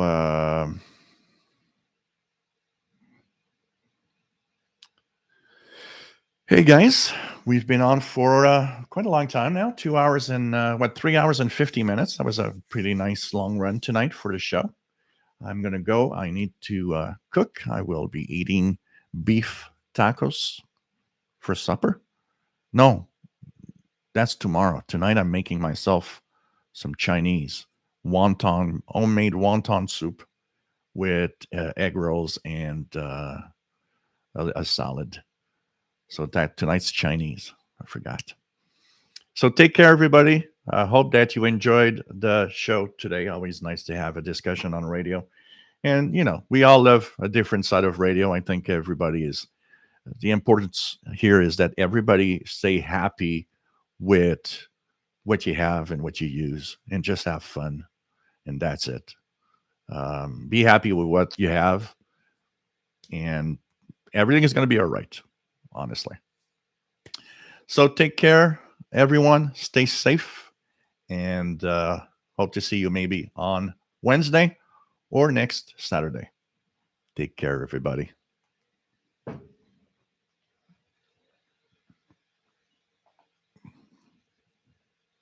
Oh, I don't see the screen now. Here we go. Okay.